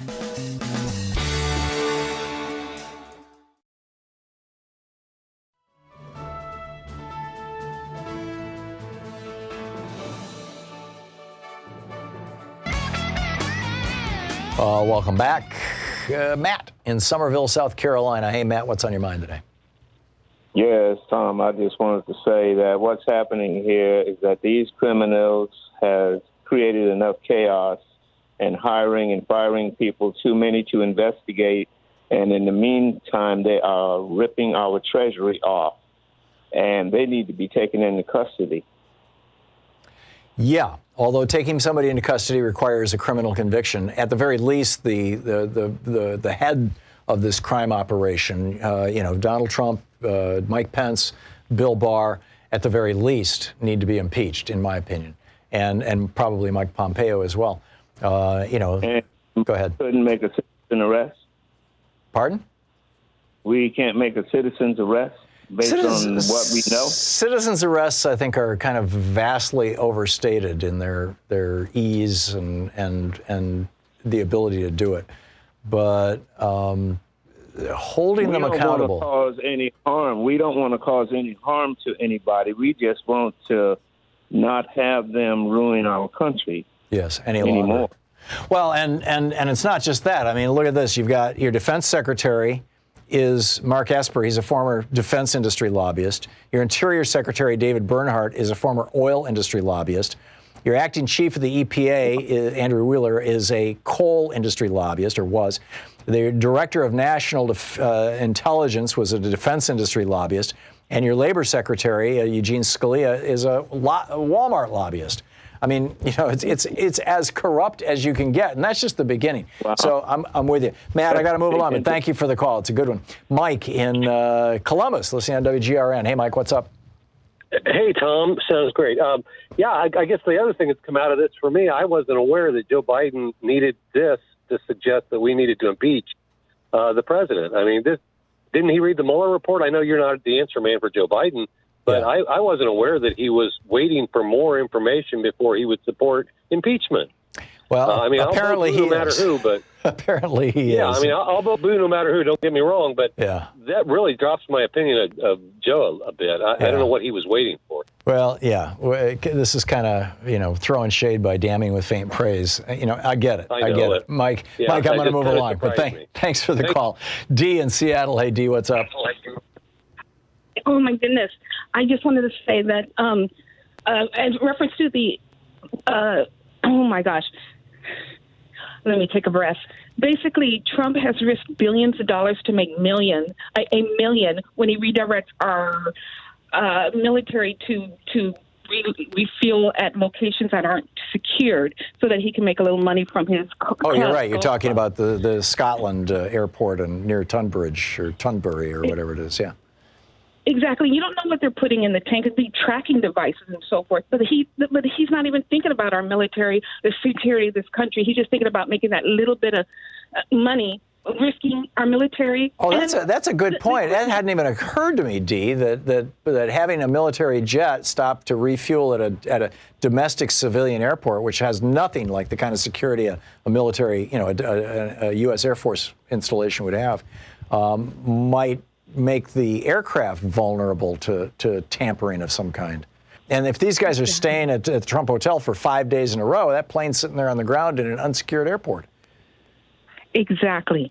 And if we go to war, everyone will know where we are because it's probably, there's tracking devices, and I don't want to say what else could be in the tank. Yeah. And they just have to push a button. God only knows. But at least Trump made that million. Yeah, there you go. That's a shocking one. Dee, thank you for sharing that. You're on the ball, Dee. I appreciate it. Sally in Evanston, Illinois. Hey, Sally, what's up? Hi, Tom. Love your show. Thanks. I wanted to say that I, for one, am really, really sick and tired of watching the Democrats play softball while the Republicans play hardball. And in particular, regarding this transcript that the president is now saying he's thinking of sharing with the Congress. Right. It's completely unacceptable. The law is the law. They deserve the entire report. And if the Democrats fall for this yet again, giving him a little more time, I don't think they're going to. I don't think they're going to. I think they've bought the rope-a-dope thing enough times that as George Bush badly said, fool me once, shame on me. Don't get fooled again, right? That's how Bush said it. Sally, thank you. I share your sentiment. Roger in San Francisco. Hey, Roger, you got our last minute of the day. What's up? Great. Thanks, Tom. I'm thrilled to hear that impeachment might really, really happen. I have a question for you that I have never understood about impeachment, and that is, why can't the vice president step into something if the president is convicted? Not that you can't, a sitting president can't. Well, that's how it happens. If the president is convicted in an impeachment hearing, if he's removed from office, convicted in the Senate, then the vice president automatically becomes president. Oh, so does that mean then that all the conversations about that, Trump can shoot somebody aren't correct? We'll find out. I mean, that was Trump's claim. He's the one who said, I could shoot somebody on Fifth Avenue and people would still support me. I think people would still support him. Question is, would he still be president? Roger, thank you for the call. It was another great call. We'll be back tomorrow. We're closing in on Thursday. Thursday is going to be a really consequential day, the day after tomorrow. It's going to be a big deal. This is going to be one huge BFD day. So stay tuned and pay attention. And we'll fill in a little more of the detail along with the rest of the news of the day tomorrow. In the meantime, don't forget, democracy is not a spectator sport. It requires you. So please get out there, get active, tag you're it. We'll see you tomorrow. Have a great afternoon. You've been listening to Thom Hartmann. For audio and video archives, visit thomhartmann.com.